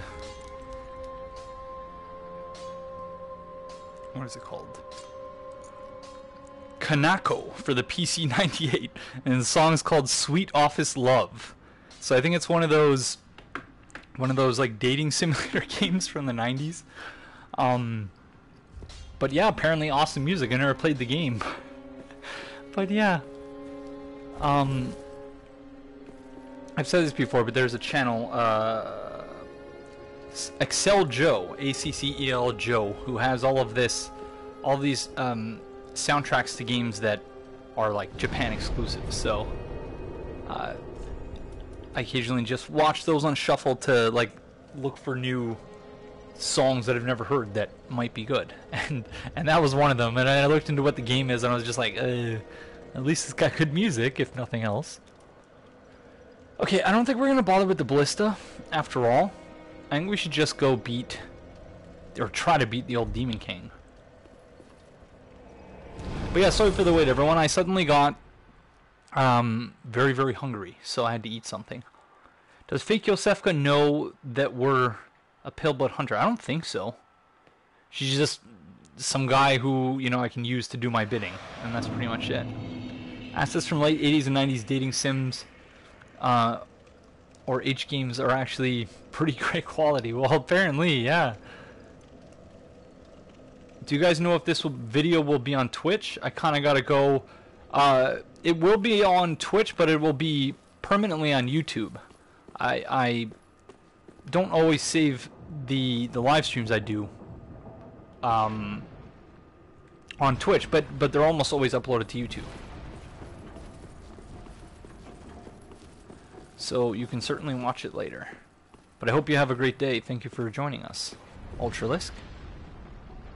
I had, ow, crap. Spaghetti meatballs. Spaghetti and meatballs, I should say. But it was just microwave, so... Velka brand chips. Obviously no time to... to make something better when streaming, but... it was satisfactory. Alright, let's go, Cuculus. Watch out for the ballista. You can do it, friend. So this part is pretty cool. How he just sort of wakes up. I want to try and get a shot of this for the thumbnail for the episode, because I'm not satisfied with the thumbnail I have. That's something I spend way too much time obsessing over, though. Trying to get it just right. Alright. Can't use any more than 2 hits. I just used 3, and that's a mistake.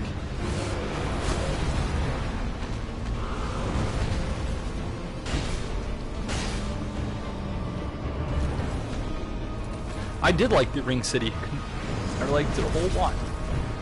You can see my in-the-moment reactions to it on YouTube. 10-episode series there. Gosh darn it. Camera. It is very cinematic feeling. If she knows we're that we're the Pale-Blood Hunter, then she also knows that we're immortal, but after our death she says she can't wait to get her hands on us, which implies that we're going to be a corpse. Yeah, I don't think she thinks that we're a Pale-Blood Hunter. I've been replaying Bloodborne for the first time in a year, actually today. Fake Yosefka knows that you're a hunter and pays you for guinea pigs. Yeah, yeah. Well, she knows you're a hunter, but I don't think she knows that we're a Pale-Blood Hunter. That definitely seems like a more plausible theory, Theomany. Alright, we're going to try fighting the boss ourselves. See if, we're going to basically need to take no damage here. DLC does kind of give her a possible position.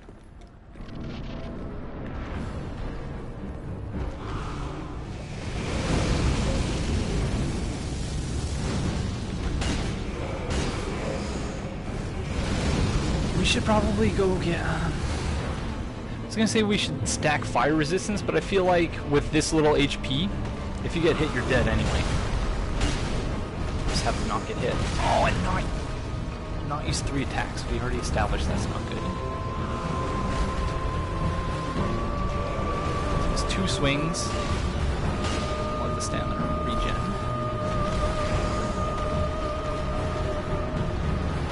So he's like channeling the very... Oh, wow. He's channeling like the very last of the chaos, the last remnants of it.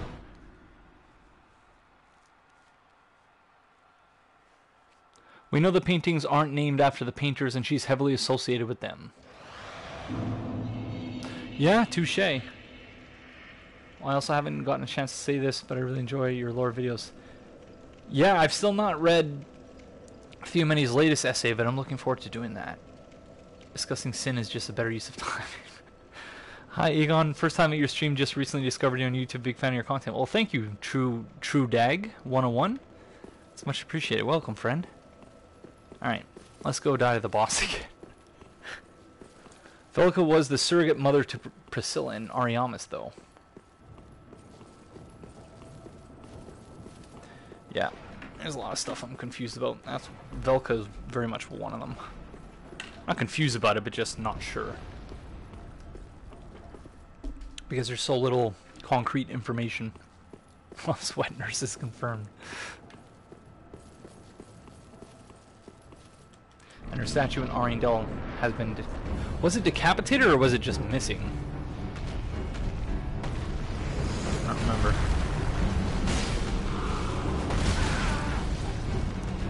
We should go get our souls. So we really don't need them, but how many was there? Oh, there were 0. Okay, so we don't need our souls. Never mind.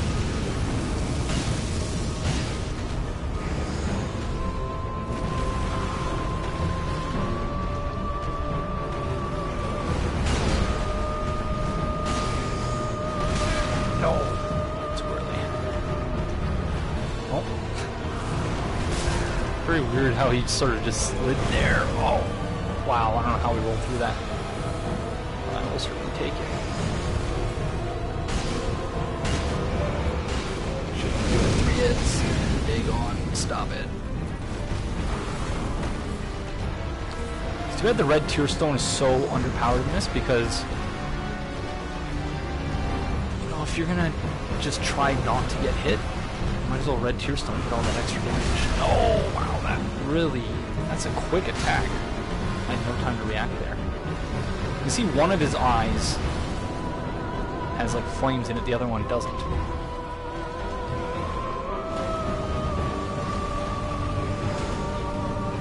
So where does this come from?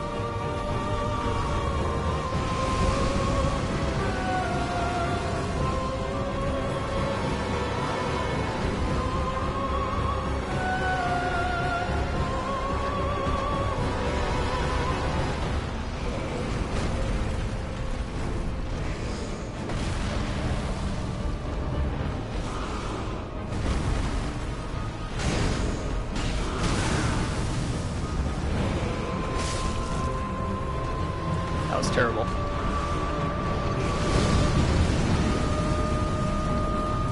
Arendelle's statue is the head of the snakeskin doll.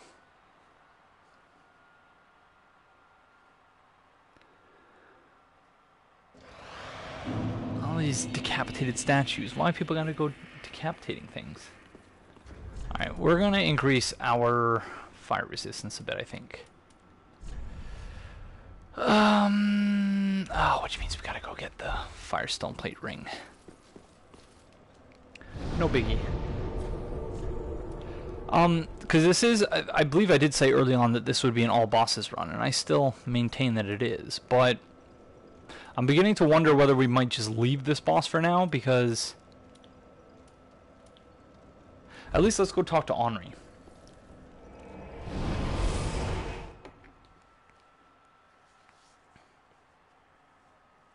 I sent the beggar to the clinic after killing Yosefka, and beggar still became an alien. They all become aliens. Anyone you send there. In Bloodborne Let's Talk Lore I don't remember what episode it was called, but it was called To the Discovery of Kinship. I show what it's like when you send all the NPCs there, and it's pretty frightening. But awesome at the same time. But still very, very messed up. Okay, so again, we're going to use some save quit strats here.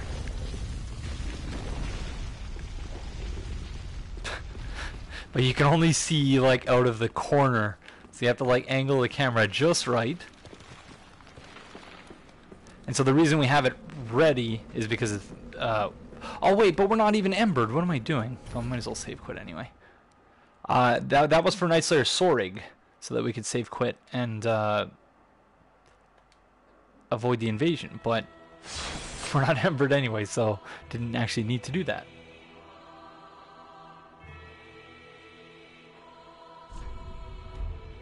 Yeah, I've never really struggled with the Demon King, but I've also never done an SL1 playthrough, so.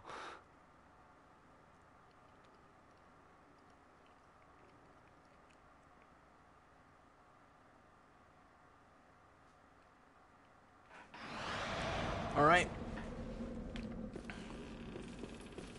So that should. Nice. We won't have a million skeletons coming after us this time. Hi, friend. Ah, hello. We meet again. Have you seen Horace anywhere? Goodness me. To think there'd be a lake so deep within these catacombs. What a relief. I knew that Horace was alive and wouldn't stray far. Thank you. We are both in your debt. This hardly expresses my gratitude, but it'll have to do for now. Please take it, and may the flames guide your way. You too, friend. I'm sorry about your friend. Ring of the Evil Eye. This ring captured the foul spirit of an evil eye, a creature that ravaged Astora. Absorb HP from each defeated foe. The horrid spirit nearly destroyed Astora, but was eventually defeated by the sword of one most noble. Rip. I will soon head to the lake. Thank you. We are both in your debt. May the flames guide your way. Alright, so let's...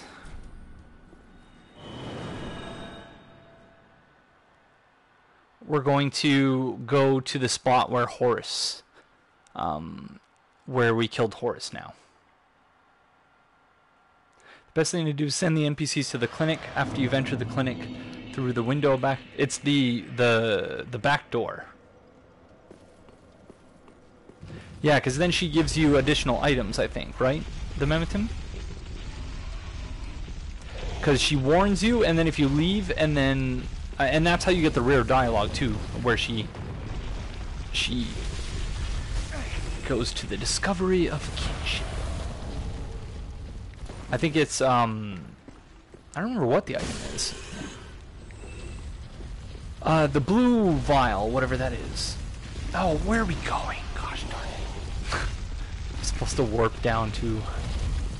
I guess we can just go this way, whatever. Just have to break the bridge, and we're not embered, so I don't need to worry about doing that. Well, if English isn't your first language, you speak English very well for someone who doesn't speak English as a first language. Yeah, exactly.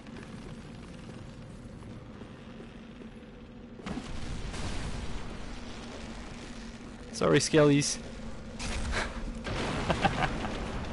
That never gets old. It really doesn't.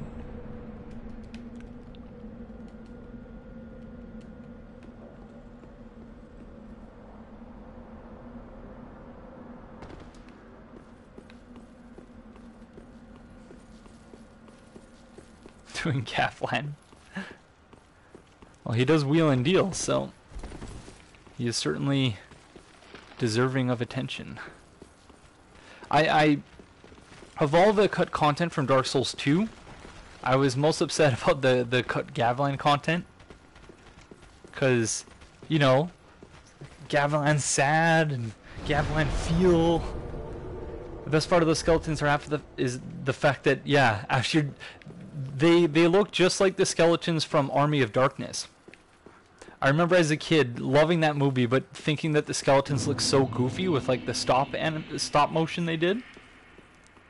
When you starting the Ring City on this playthrough? Good question. Probably after we get our weapon at plus 10.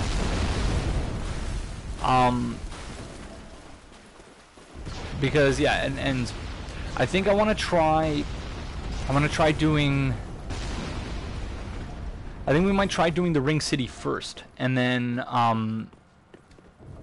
Ashes of Ariandel second, because I'm very intrigued by the fact that it doesn't matter whether we help him in the Painted World or not. That he goes ahead with his plan and goes to the Ring City anyway, and we find that he just leaves a scrap of the painting which is fascinating to me. Wait. Okay, I think we need to save quit to see the vigil. Yeah, so I have to get to the kiln. Actually, yeah, that would keep us from doing the DLC early. I don't know. Well, I know I'm going to be doing that in Let's Talk Lore. With one of the builds, I'm going to do the Ring City first. So that I can show what happens.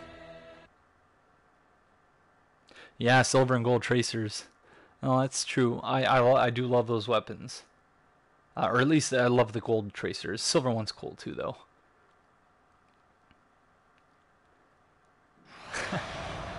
Karen is pretty awesome. Okay, maybe I needed to go talk to her first? I don't know, I screwed it up somehow. But yeah, I do have footage of it anyway, so I didn't need it, but...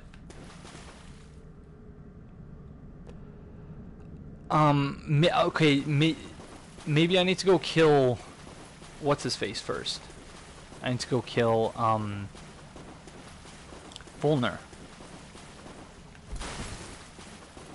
Actually, that makes sense, because I don't think... Because I guess in that... Okay, so I'm really glad that we tested this, because... If that is indeed the case, it shows that, to some degree, Henri and the player character... Well, I guess not even to some degree, to a considerable degree, Henri and the player character sort of share the same world. Even though we're clearly in different worlds, she has her own world, because we do summon her. And she summons us, technically. But if she can't leave the catacombs until we kill Volner, then that means that she probably didn't kill Volner. I don't know. And, you know, you would assume that she doesn't kill Aldrich unless you help her or him kill Aldrich. But just something to think about, I guess.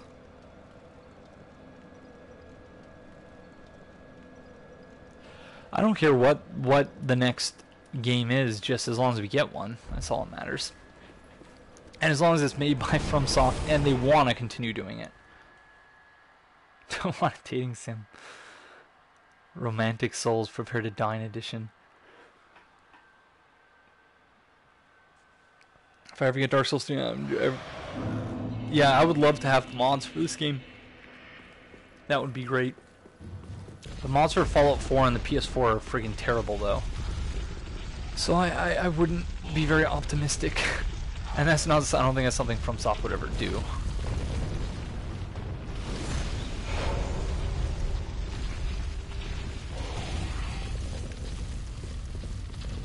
Alright, we're gonna deal with, Sorig so that we can get the ring.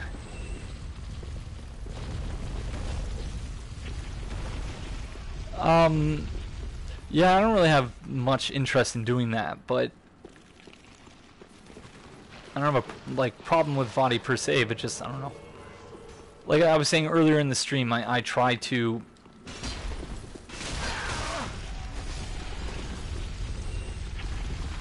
I tend usually to have guests on, or like people who generally participate in Let's Talk Lore and stuff like that, and the live streams.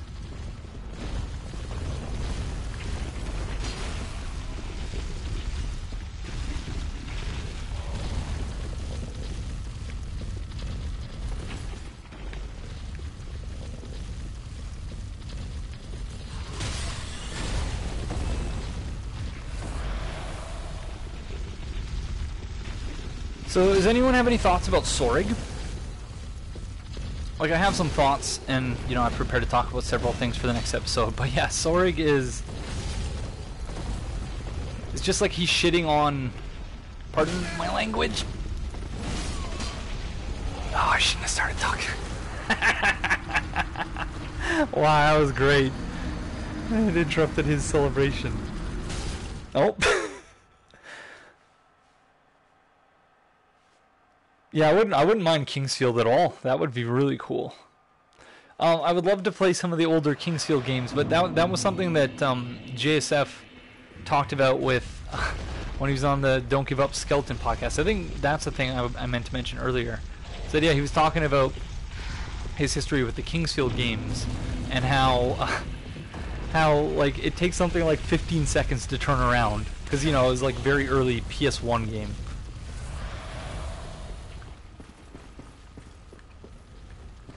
Hello, Icy Tengu. We are, I don't know, like 35% of the way through the game, something like that. This is an old playthrough. We're just returning to this after a 5-month hiatus. Okay, yeah. So Henri's still there. So she doesn't leave until we kill Volner because, of course. So that must mean that, insofar as she does venture into the boss room, then she probably doesn't touch the skull.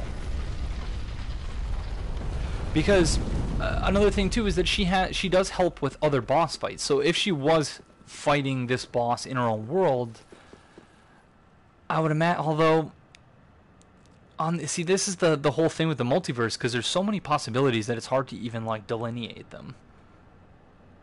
Because even if you don't summon her for Aldrich, it doesn't void her questline. She continues anyway. Echo Knight 1 on the PSN store for $6. If you have a PS3 or a Vita, you should buy it. What is Echo Knight 1? No, I think Bloodborne should stay as Bloodborne, and that's it. I like the fact that Bloodborne is self-contained.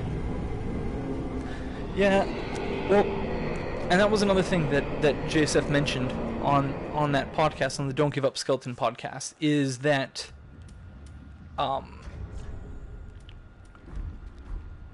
they could have just released. I think it'd be awesome if they released new Chalice dungeons, like DLC Chalice dungeons. Just add a bunch of new parts. I think that would be really cool. Oh, that I did not know, Theomany. So that's really interesting. All right, we're gonna try and kill this boss as quickly as possible. All right.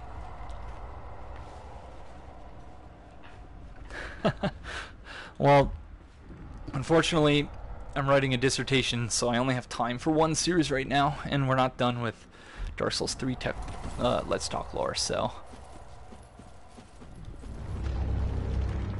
Oh, I should have taken... Oh, I messed that up big time. Should have taken that opportunity to get a few good hits on.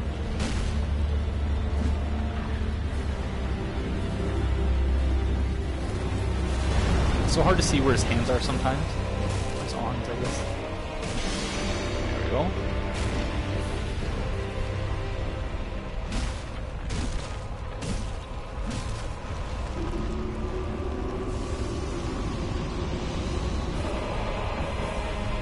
Yeah, I wouldn't mind a spiritual successor to Bloodborne. That could be cool.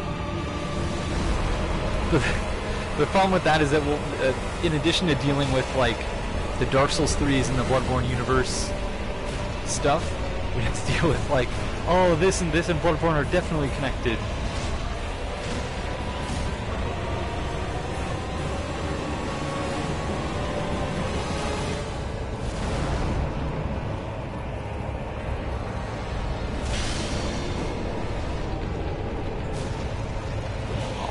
give it up, skeleton. Don't give it up.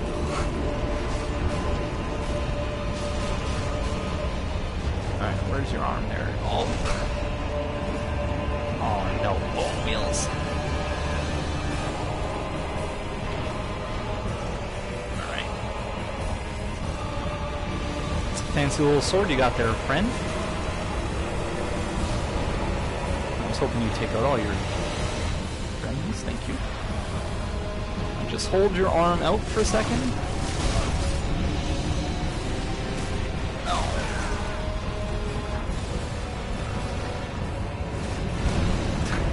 I hate the grass. So you have to like angle your camera upwards, but the freaking grass won't let you.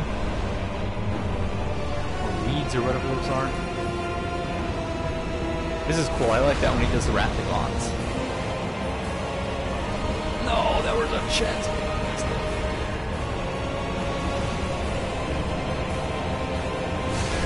The world's wrong.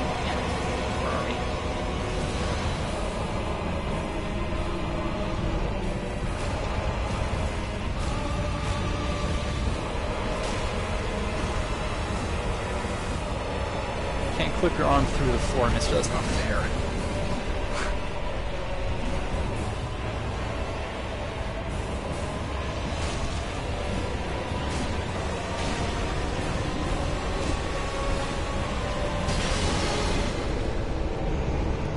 Bye. I love that.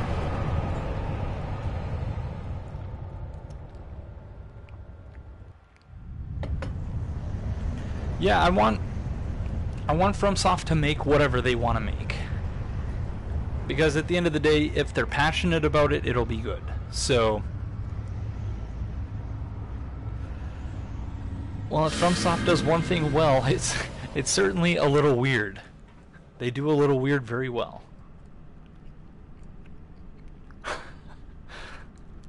Could anyone make Konami's games other than Konami? Like we were talking earlier about Contra and Hardcore Uprising. Like, they're not going to make any new Contra games, notwithstanding like the portable ones, which, you know, there needs to be a new 2D Contra game. But yeah, I have no faith that Konami will ever come through with that. That's the thing. That's the thing. Who's gonna make the next Metal Gear Solid, if anyone?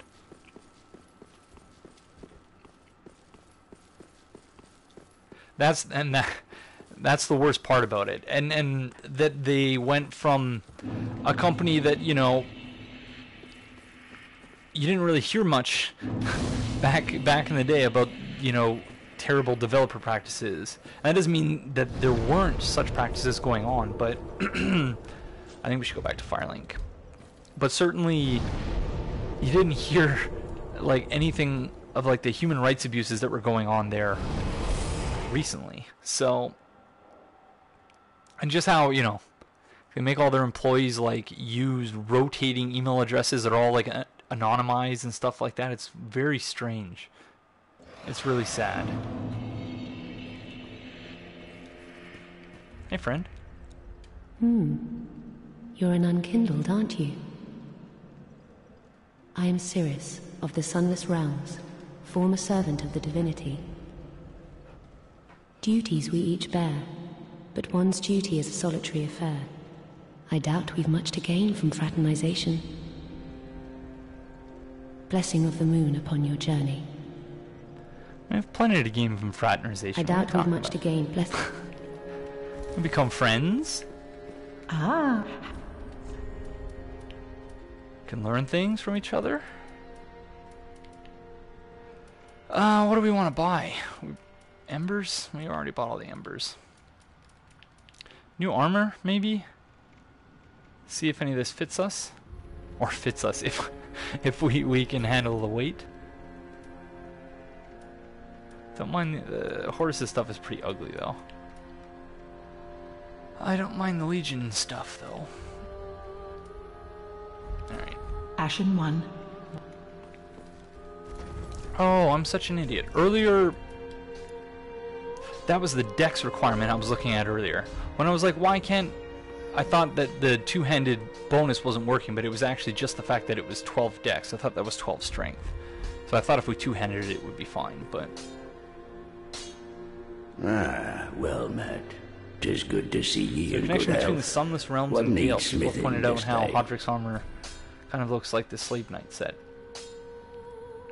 Isn't that something that you pointed out, Candidate, in your video on this subject?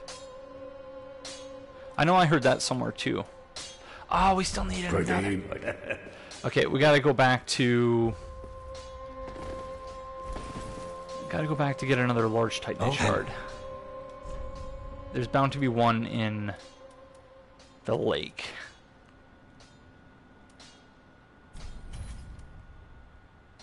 Always good to have options.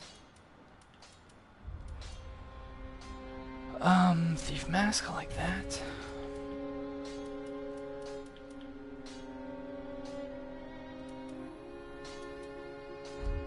Goodbye. Do I have a bastard sword?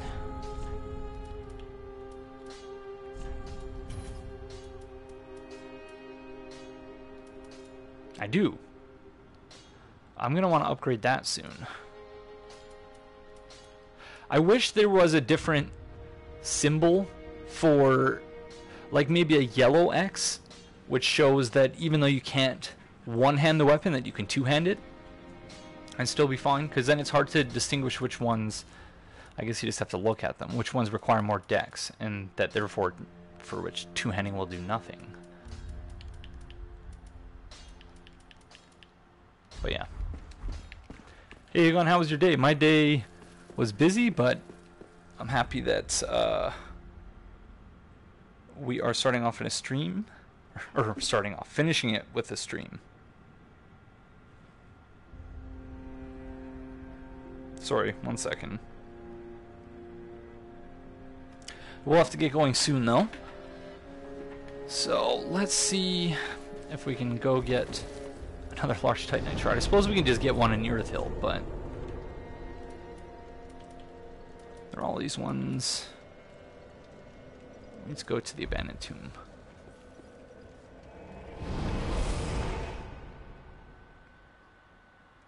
And then later we'll go back. We'll get the Firestone plate ring, and we'll go fight.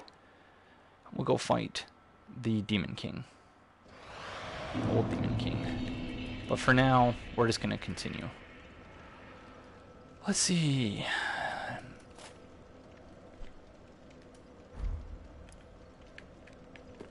That's kind of ugly. Cathedral Knight leggings.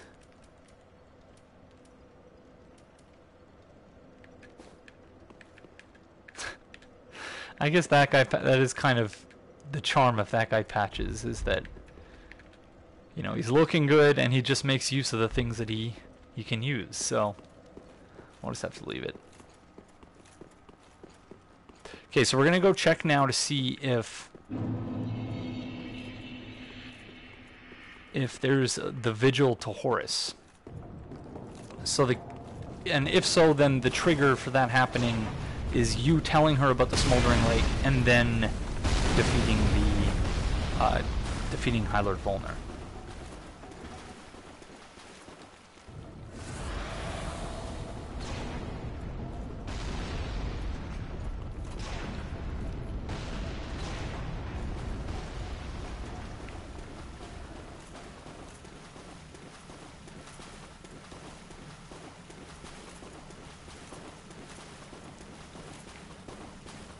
Yep. Oh, that is so sad.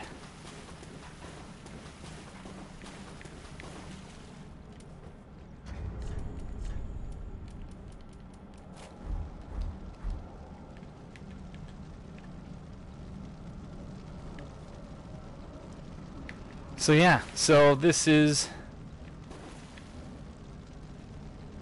Henri's tribute. Let there be light. Just wait until you get the priestess ring, Astora. Oh, I can't wait. I cannot wait. We need that 12 faith. Who's the best boss in Bloodborne? That's a good question. I would say Gehrman. Gehrman or the Orphan of Kos. No, Lady Maria. Lady Maria. What am I saying? Lady Maria, Gehrman, Orphan of Kos. Something like that. Yeah, Lady Maria. I don't know why I hesitated there. Okay, we need large Titanite shards. Yeah, so I guess that's why you would want to fight the dancer early. Or is it? Can you get it? Where is the Faith Ring? It's in the Untented Graves, right? It's sold by the handmaid there?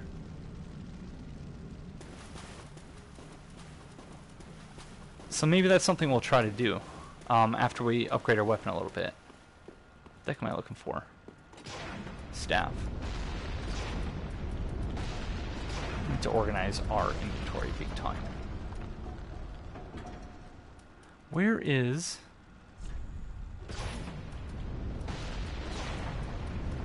There it is. Sorcerer's Staff is so unassuming, it's hard to spot. Oh, the worm tank's already dead. Oh. Oh, we were so close to being able to turn it off, too, and then we got trapped in between all those darn... In between all those darn basilisks.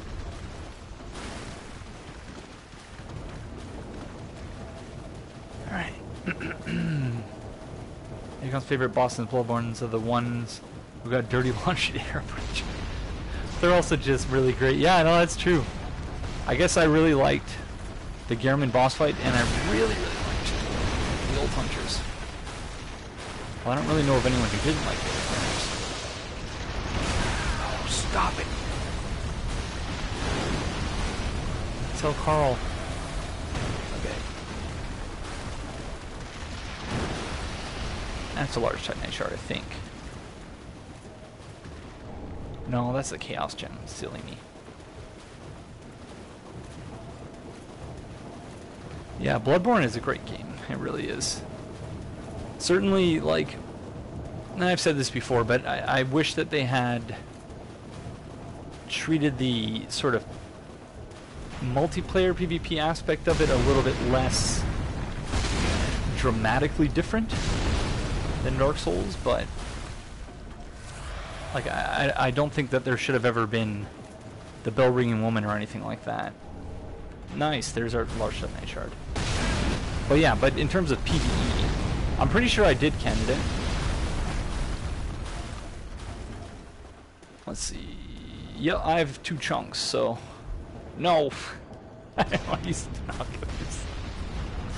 There we go. Those are my top 3, and for some reason I really like the Orphan's weapons, especially when he uses the umbilical cord.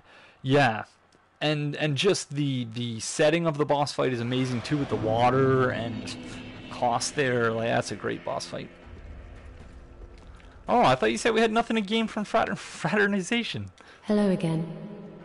I have since heard a great deal about you. For one, that you are most gentle of heart. I too am bound by duty, but can offer you my sign. Well, that's very kind of you. I hear that cordial intrusion lays the path to an endless. Orphan crying like the orphan If I can be of help, or Gear-Osm cry. Blessing. If you blessing. Gear-Osm. That's how I named the video when I was first making it, where I compared their cries. Ah, just wasn't it? Oh my! Oh my! This coal is from the Undead Legion, used to forge the weapons of Farron's Abyss Watchers. A fine prize. I'm honored to be endued with it. Now I'll be equipped to infuse special gems. Praise the gods, eh? Time to put this brawn to use. Oh man, Andre knows he's ripped. I guess otherwise, why wouldn't, you know, he never wears a shirt. He's like, why would I wear a shirt? I gotta show up this body here. Boom. Alright, so we're at, oh nice, so +7. That is quite nice. Okay. The one game I was the best at knowing where all the upgrade materials were and what I needed to do is Dark Souls 2. I could get builds through the game Dark Souls 2 so quickly. Mostly thanks to bonfire aesthetics, but we don't have any Estus to be no. Okay, thank you, friend.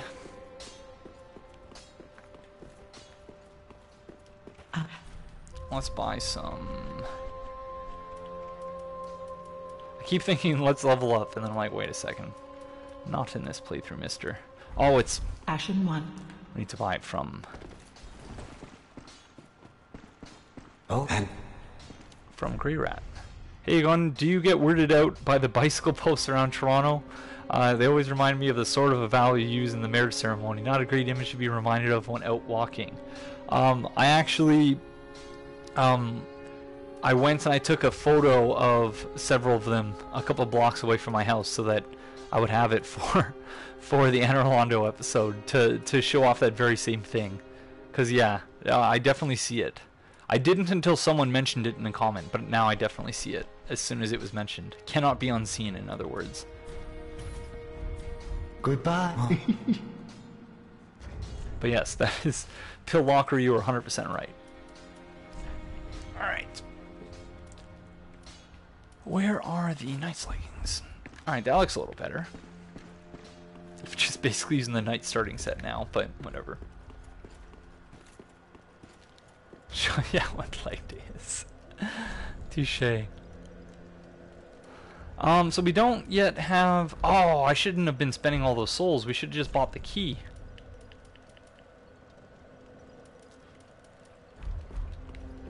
Do we not have the key yet? Seriously?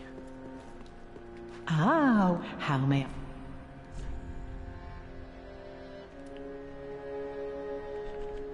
Oh, we do. Ash... I'm confused. And now I've already forgotten what I was confused about. So yeah, stream, we're definitely going to be putting an end to the stream soon because I'm pretty tired. But for now, we'll continue.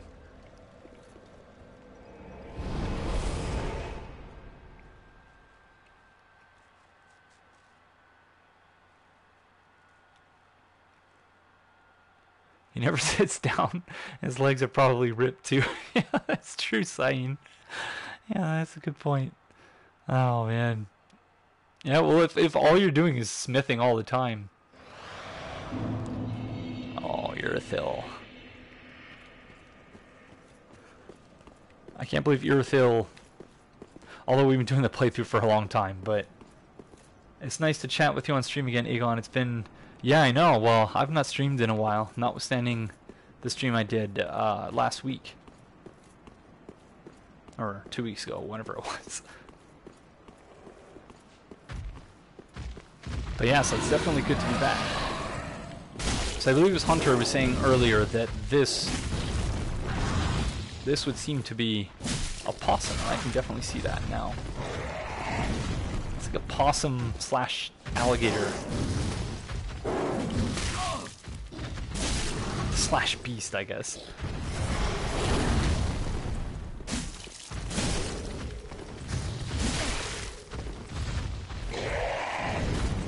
Just all panic rolls. Whoa, that was very quick. Irithyll is amazingly gorgeous. Such a great zone. Yeah, until you come across the Irithyll Knights. Irithylian, what are they called again? Just Knights? I can't remember. A video of my only time fighting him and winning legitimately against him. I even got a comment from Jason about it. Who's this?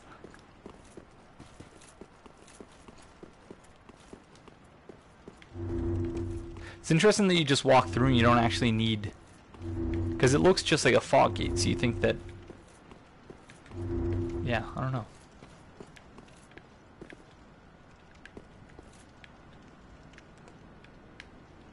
I never noticed that there before. Where's that from? Oh, here, presumably?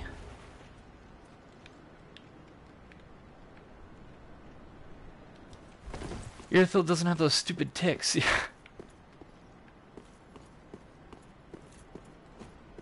Pontiff right eye, my luck.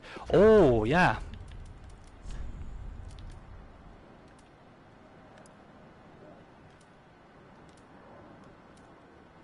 I think we might use... I don't know if the weapon's fast enough for that. Yeah, I don't know. Because yeah, I do enjoy those weapons now that I know how they actually work, but I don't know that we have the stamina to really take advantage of them in a Soul Level 1 build.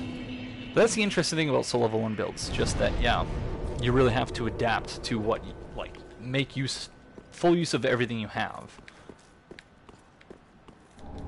The right eye is best with paired weapons. Yeah, like the, which I'm very much enjoying, as I think I said numerous times during my Ring City Blind playthrough.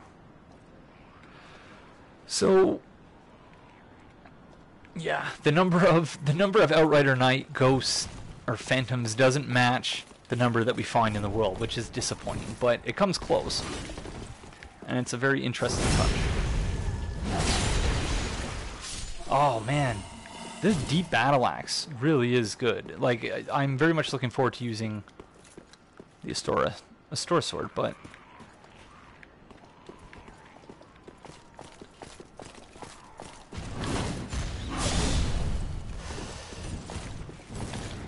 no bad parry attempts.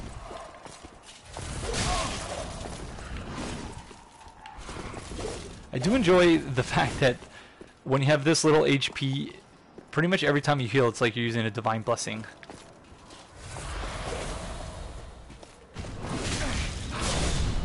God, have I completely forgotten how to parry these guys?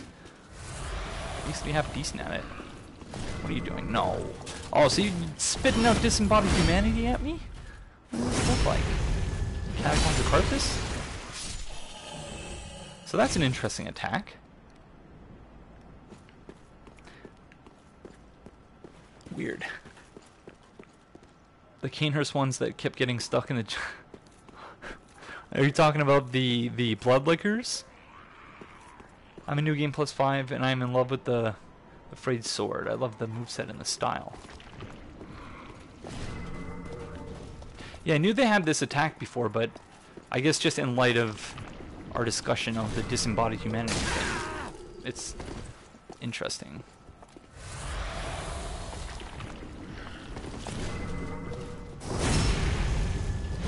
They're sneezing that sprite. Yeah, that's pretty rude too. I've seen people do that, but not directly on someone else or towards someone else.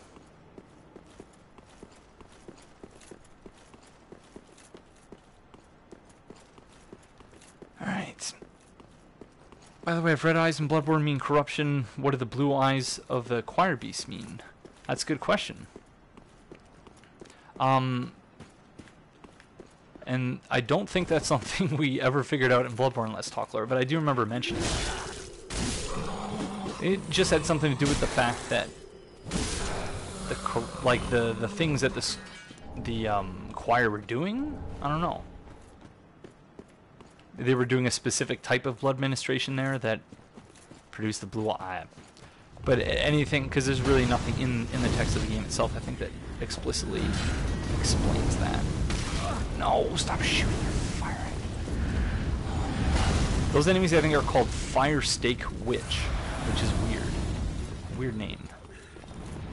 But that is what FromSoft does test, I think. Ooh, hi, Dancer, Fort. Oh. I'll see you guys or I saw you guys in the past, and now I'm seeing you again. We're going back in time. The Outrider Knights and the Profane Maidens have blue eyes as well. And the skeletons in Carthus have white eyes, and the skeleton ball has yellow eyes. And there are a few enemies with yellow eyes, so I don't know what the heck that means.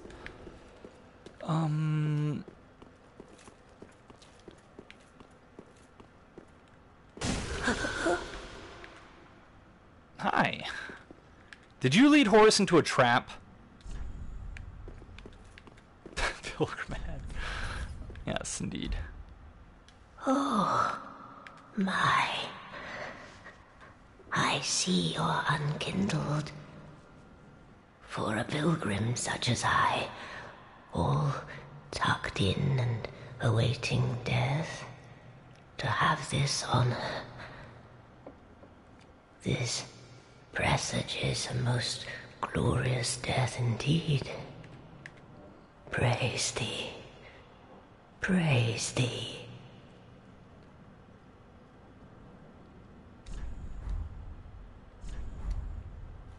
Oh, this Alright. Did I light the bonfire? I did. Did I? Yes.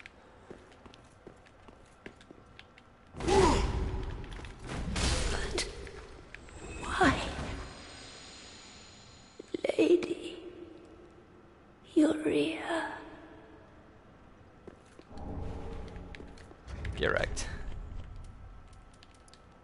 Lost sorcery from Ulasil, land of ancient golden sorceries, transforms into something inconspicuous. Far from formally developed, this magic was instead born from the mischief, or... Yeah, mischief. I was thinking of the other item where it says capriciousness, but I had it backwards. Of a young girl who sought relief from the solitude of the woods at dusk. Hey, Henri. I took care of the person who led Horace into a trap for you. Oh, I thought it might be you. Good to see you. I never managed to find Horace. You otherwise seem to be But my cursed. duty must be done, Oh, interesting. even alone, as an unkindled Lord Seeker. For the children I knew, bless their souls. We all have our reasons, don't we? Ah, you are brave indeed. To face your duty alone. Her I would story do is well so to learn sad. from you. May the flames guide your way. I think in a way because I kind of relate to it, like the whole, you know, fear of abandonment thing that she obviously has had to deal with. And that, you know, right now is like, oh my god, she doesn't have Horace anymore. She's all by herself now. So that's really sad. Alright. Henri is indeed good people. It's too bad that she or he is so damn manipulable. And she just kind of goes along with. But I guess, like, what the heck else are you going to do in this world? That's what the player character is doing after all. Let's go back to the bridge and help Cirrus.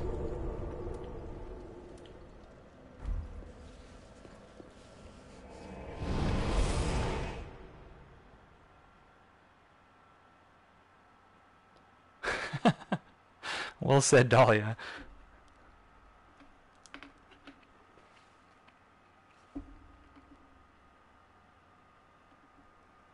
I've honestly never, like, yeah, I don't have a single female build for that reason, because it would be too weird for me having Henri as a, like, it doesn't really matter, of course, but you know, that is Henri's character to me, as weird as that sounds. I gotta go help her kill, is it Hodrick first? I think it's Hodrick first.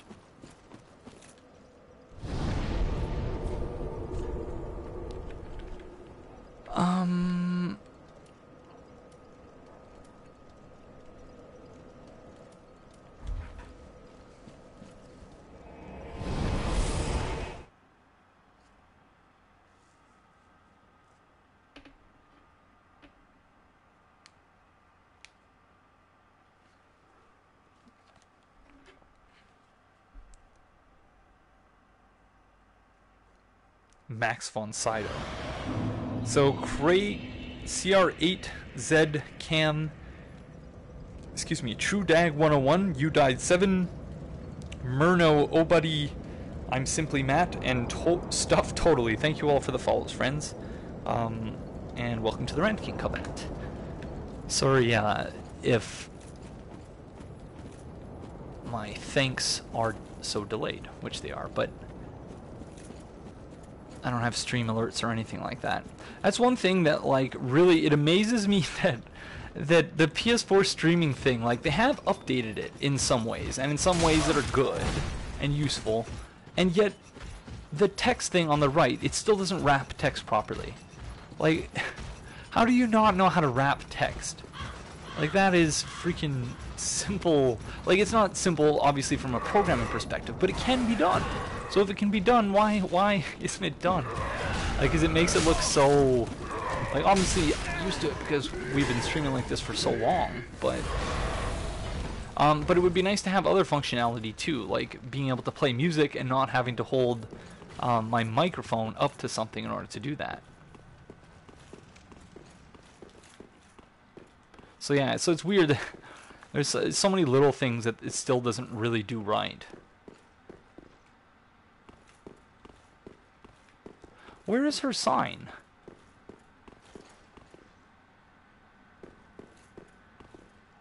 Oh, maybe, yeah, maybe. That's interesting. But still, you would think that Sony of America would do something, you know? No, but that's a good point. That's not a point I considered previously. Oh, thank you, Dahlia. But even before, because I didn't... Isn't her sign... But I was there, and her sign wasn't there, right? So yeah, this is the end of the quest. That's right. What am I doing? But I didn't see her sign at the spot on the bridge. So I don't know. Maybe I'm just blind. I just had to go through this dev crap with the game getting ported over and the symbol count is vastly different. So the programmer write an engine to use images instead of Japanese text, and it finally worked. Nice. Hello, mystified resurgence. Okay, let's see. Maybe I was just blind. Is it halfway up the bridge? I always thought it was like the front of the bridge, the start of the bridge. Yeah, well, that would be the most obvious solution, but unfortunately I don't really have any money for that, so it would be nice to have a new PC, but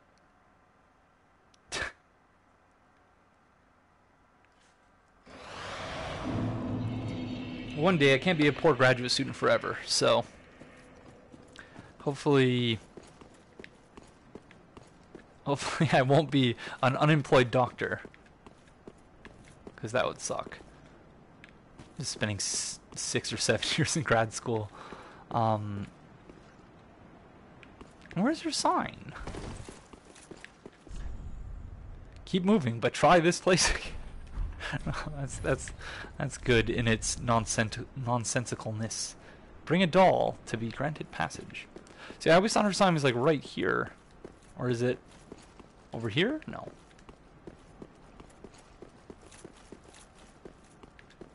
Oh, that's nice. That's smart, Theomany. I used to have it on my phone, but for whatever reason, it's delayed now. So I used to use Mailbox for iPhone, which was great.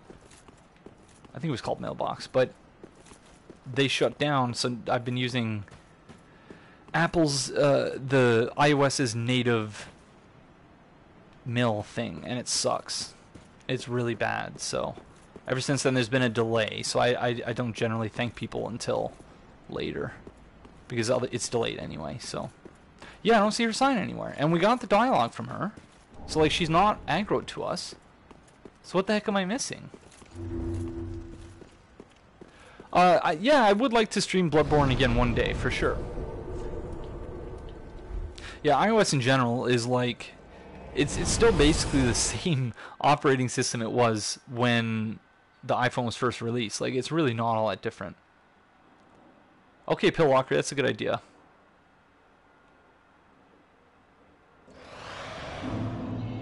Okay, so she's not here. And then... Because I've not traded in any tongues or anything. So, like, there's no reason why her... Maybe we should try the central Erythil bonfire this time? Gives you an overlay if you computer stream for XSplit and such things, but it's such a neat thing to look at, even for PS4 streamers, yeah. I don't think you have to summon her. I can't remember. Like, I don't think she drops her sign until later in the game.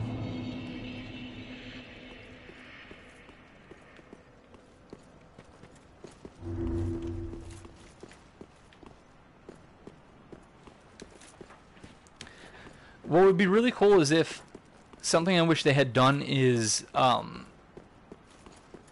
made like a summon sign soapstone for NPCs. Oh, there it is. That was so weird.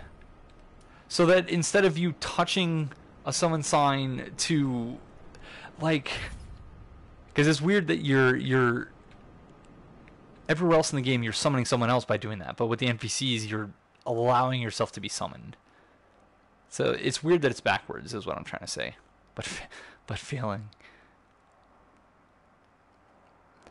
Yeah, iMessage. The fact that pretty much all of my siblings have iMessage is really the only reason I'm still using it. Using an iPhone. Hi, friend.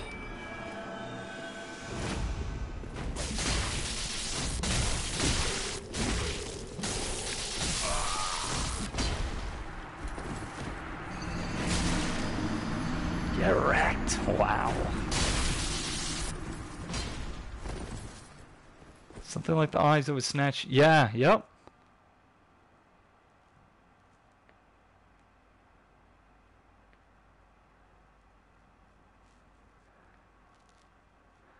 Also, Sirius isn't undead, is she? I don't think...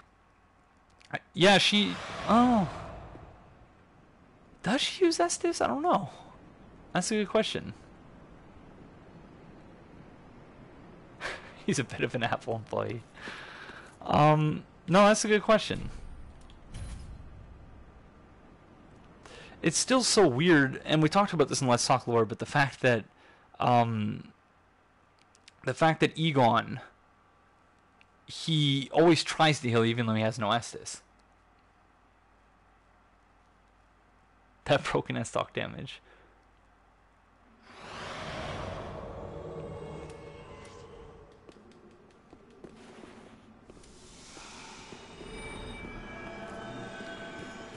This obscuring ring. Oh my gosh, he does so much damage, it's ridiculous. Wow, she got obliterated. Does her level scale with ours? Go, Creighton, go. Which is why she's... Yeah, yep. Wow, that's crazy. I don't know how we're even going to do this. Because if her level scales with ours, that means that she's... Which would make sense, the fact that she's using the miracles she has. It's good there's no run back, too.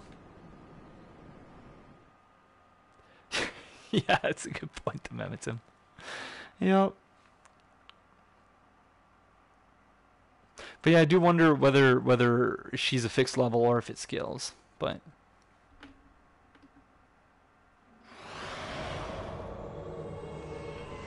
Just wait for me. She doesn't wait. She like runs right in there. Oh, throwing.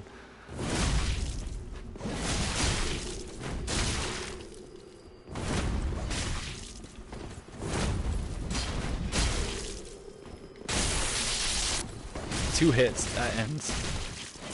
I'm done.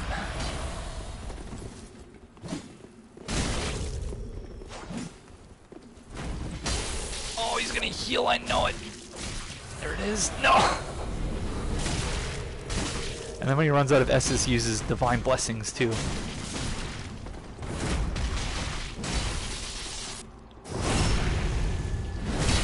Okay, let's finish him off. No, don't heal! Finish him off! Oh. Gosh darn it. Okay, he's out of Estus. That means Divine Blessing time. No, you bastard.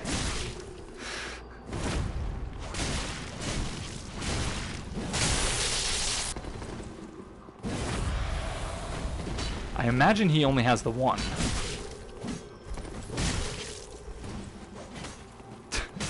Oh no! Oh, she's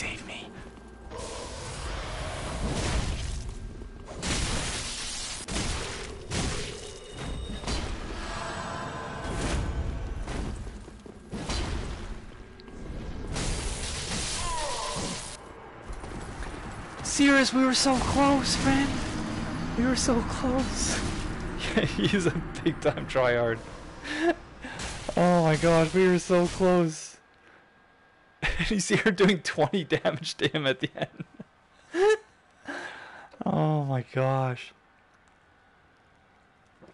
20 damage. Alright.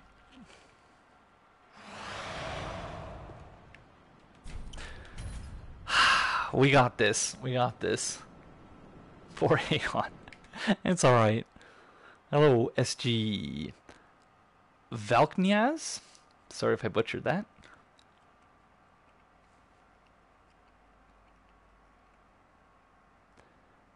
I remember going through it and never getting the Havel or the Creighton sets because I didn't know where they dropped after you killed them. Yeah, it's hard to know these things. Unless you have a strategy guide or you read a wiki. And that hyper armor though. Alright. Well, that's a first. On both counts, because I'm usually terrible at pronunciation.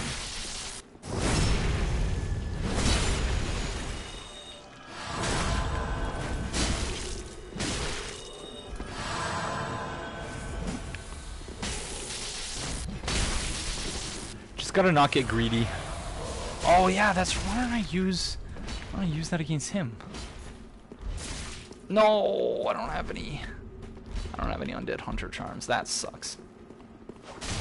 Yeah, Undead Hunter Charms would make this whole thing a lot easier. I guess he would just use his oh, nice, Sirius. 49 damage on backstab though. It's like not even upgraded her weapon. No. There should be boss music for this. Yes. No, yeah, try and heal. No. It's the worst part is that it's so obvious when he's gonna heal because of the way he backs up, and yet he still does it successfully anyway. Okay, I'm not gonna talk next time. I'm gonna focus. 20 damage with Darkling Blade. Oh my gosh. Wow, I didn't think that Creighton the Water. I didn't think he would be the first roadblock in this whole level 1 playthrough. That's pretty funny. Creighton of all people. Yeah, good idea, Dahlia. Good idea. We got 18,000 souls after all.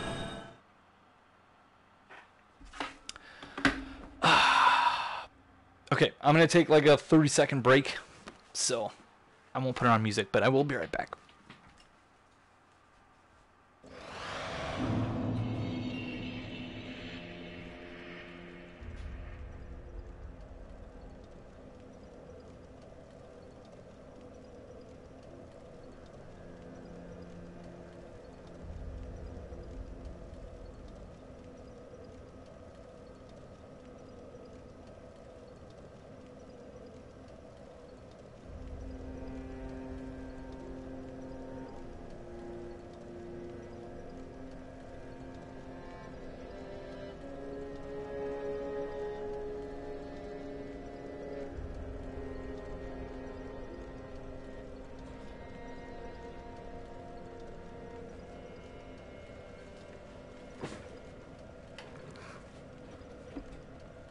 I'm trying to do invasions that keep getting ganked.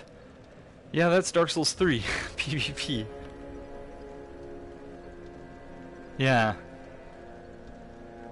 Because I believe it does make it more likely that you'll be invaded if you're doing co-op. It moves you up in like the priority or however it works. How? My hair is too long.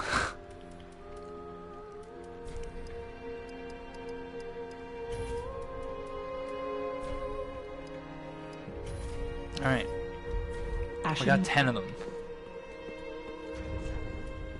So we have to make sure we keep applying that.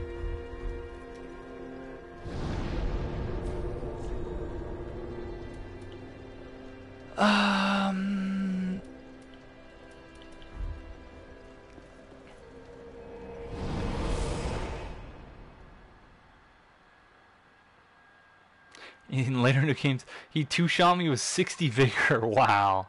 That's ridiculous. Is a... You are Dahlia.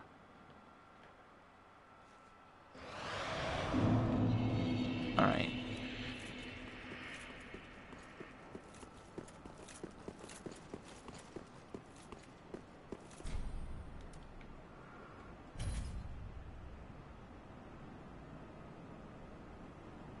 The Covenant items, you mean the souvenirs of reprisal? I'm so glad I'm done with that. Well, not a lot of progress, Hunter. Not a lot of progress. We didn't kill the old Demon King, so we still have to go back and kill him. We've been stuck on stupid Creighton. Of all people, Creighton the Wanderer. Creighton of Mira. Oh, two can play that game, mister. How you like that?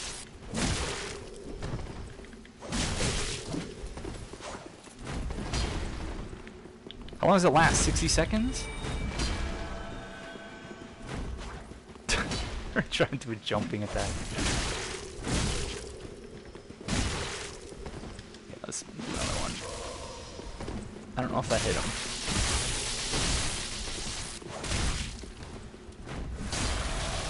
I'll take any chances. No! I let her die. Oh, man. I should have bought more.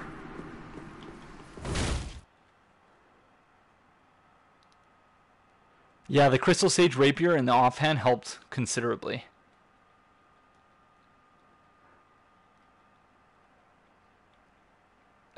Zero out of 10, do not recommend.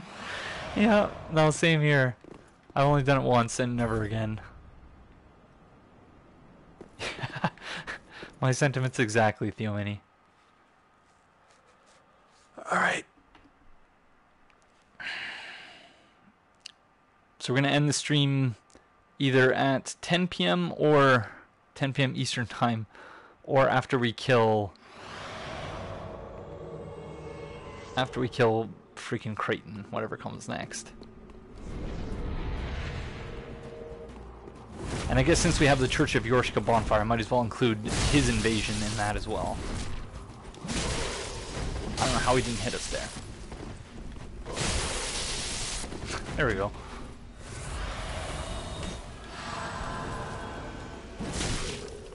Gosh, did she have any reason to heal there?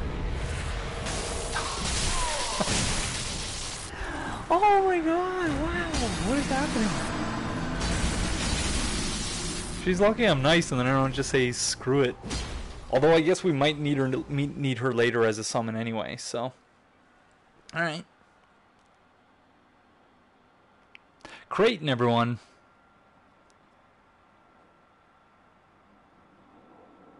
Yeah, Dark Moon Blade in Dark Souls 1. Even though it was easier to get, in order to power it up fully, if I recall correctly, you need to be level 3 in the Covenant. Yeah, that's true. I appreciate that, Dahlia. He is. He wasn't that tough in Dark Souls 2. I seem to remember him being pretty easy to kill. I suppose I could try parrying him. That's not something I've tried yet. Let's see.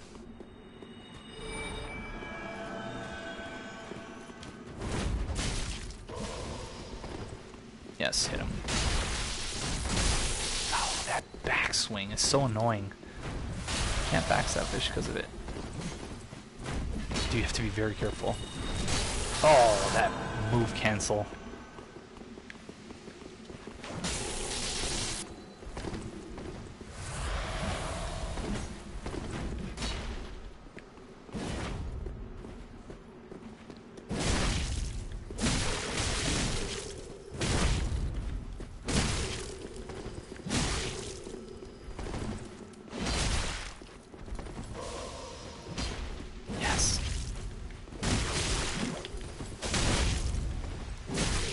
No, don't you freaking dare! No! Yes, no! God damn it. No. Careful, Cirrus.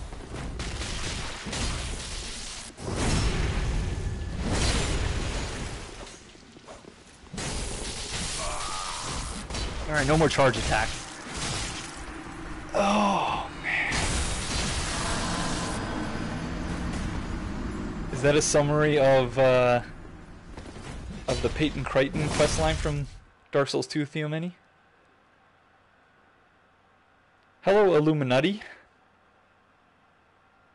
Generally, people have more lightning resistance than magic resistance, so Dark Moonblade is better. Interesting. Great and heavy breathing. Oh, man. This is just like I remember I used to co-op with one of the bosses I used to enjoy. Maybe enjoy isn't the right word. I don't remember why I was doing it. I spent a lot of time one day. Whoops. I spent a lot of time one day helping people fight the Smelter Demon in Dark Souls 2. And like the number of people who, right at the end of the boss fight, would rush at the Smelter Demon right when he's almost dead, where he does that move where he puts his sword in the ground. I guess most people, like, it takes a while to be able to tell whether or not that's the move where he has the AoE attack or whatever at the end, but most people get greedy. That's what I feel like this is right now. I guess just because I'm technically a white phantom, but... Or it's like you want to keep helping, but you're getting frustrated that the people summoning you, you know, are doing silly things like just healing randomly. But yeah, I guess she's not undead, because you would think that she would be using an Estus Flask if she were. Finish him!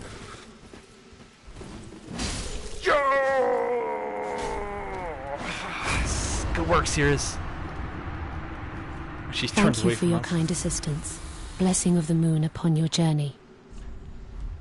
She's so they're all so socially awkward. Ah, yes, finally. That's me and Materia. Alright, now let's go take care of him as an invader. Thank you, everyone. I don't know how many tries that was. It felt like a number, though. That was like 8 or 9.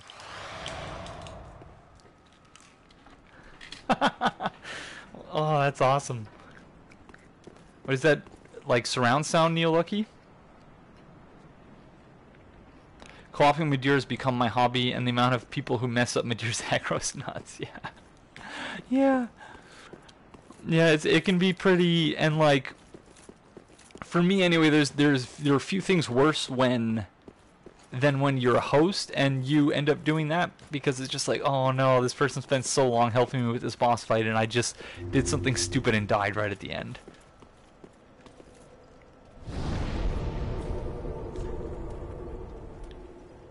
Touche the Memetim.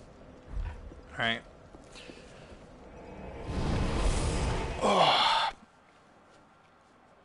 Very shoddy wired one.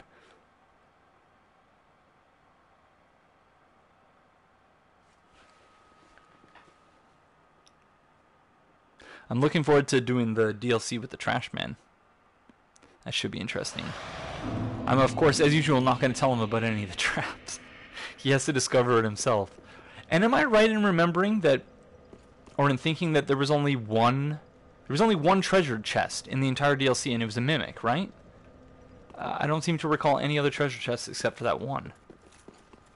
Although I could be remembering that wrong. No, I think there was only one.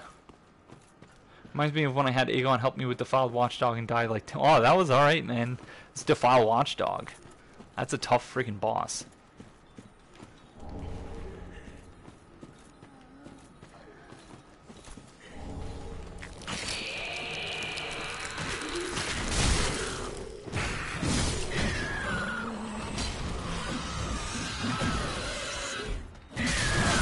Whoa! Should have done this before he invaded.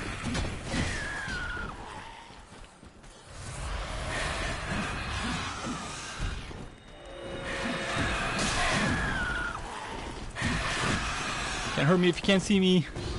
Can't see you. Where's Creighton? Where'd Creighton go, guys? Oh, yeah, he's got his stupid ring on.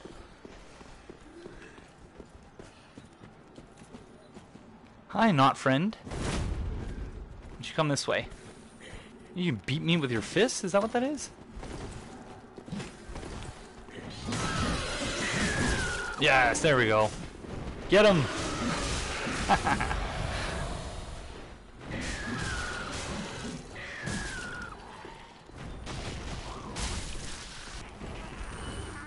Alright, well played.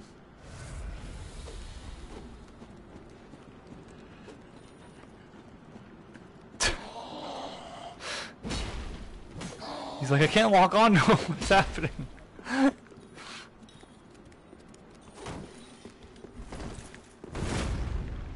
No, the seed disappeared again. Why is that happening? Is that something like did they put that in a patch or something? The seed disappeared. The same thing happened in the last episode of Let's Talk Lore, where I was just friggin' running around in circles like a jackass waiting for them to attack Sorig, but they weren't because the seed was gone. Wow, that is like the... Oh, why? Of all things. I guess people trolling PvP or something?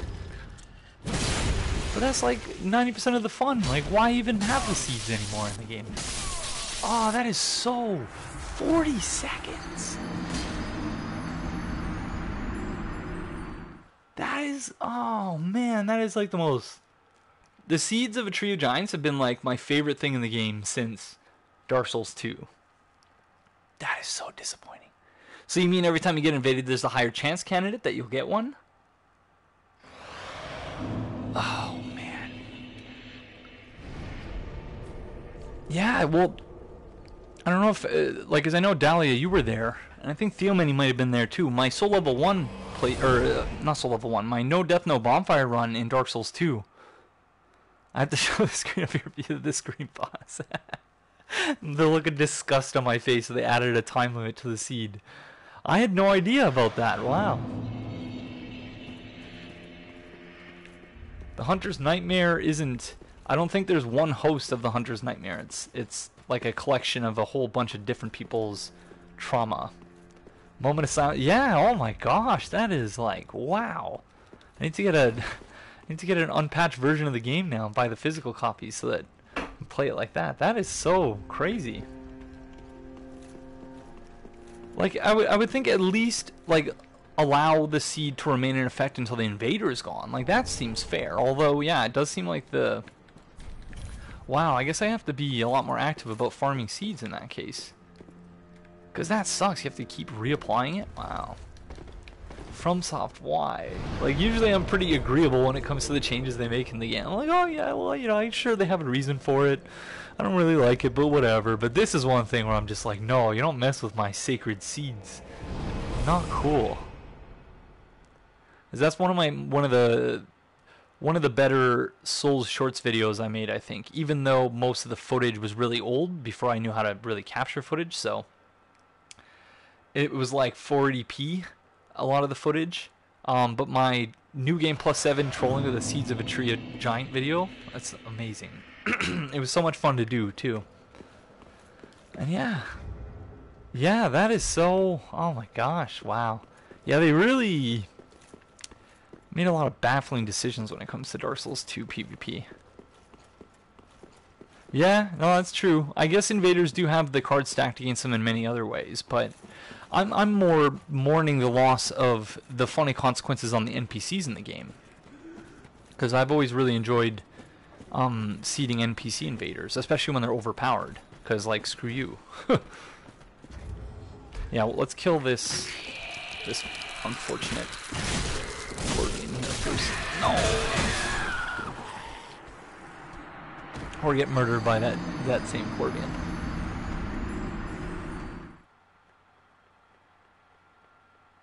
Yeah, but now it's pointless.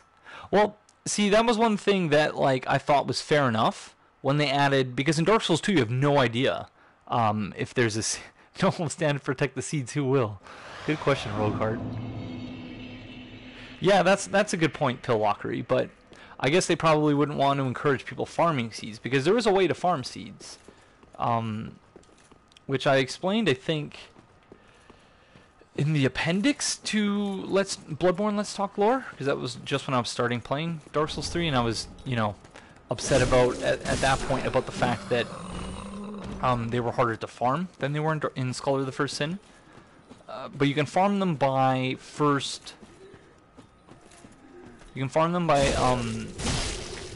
triggering an NPC invader, but doing what I did earlier and like walking to the spot where the NPC invades like this, and you save quit and then you reload and you just keep doing the same thing. And that's one way you can farm seeds, but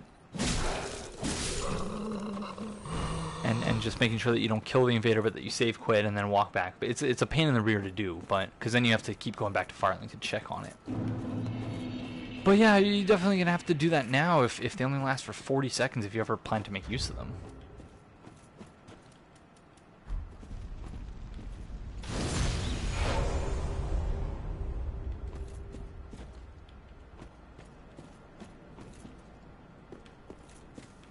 Yeah, it would be, try not to think about the nightmare as like a dream in like an Inception sense.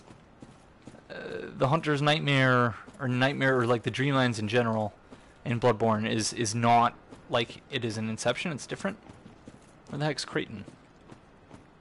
There he is.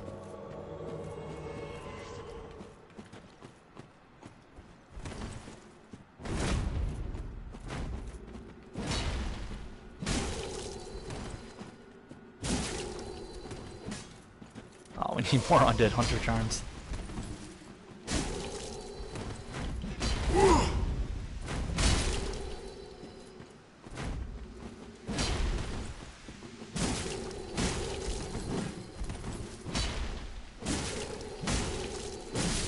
Get wrecked. Where's point down? Oh, I already have it. Get wrecked.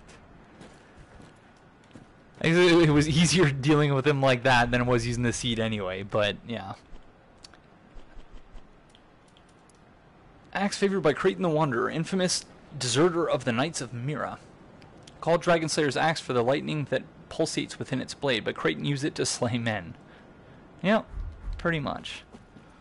Alright everyone, well that's going to be it for this stream. I'll try not to make it... It certainly won't be 5 months until the next stream in this series, because I do want to finish up the Soul Level 1 playthrough as soon as we can. But, alright, well have fun in the Memetim. Thank you for joining us, and thank you to everyone else for joining us. It's been a pleasure, and I hope you enjoyed.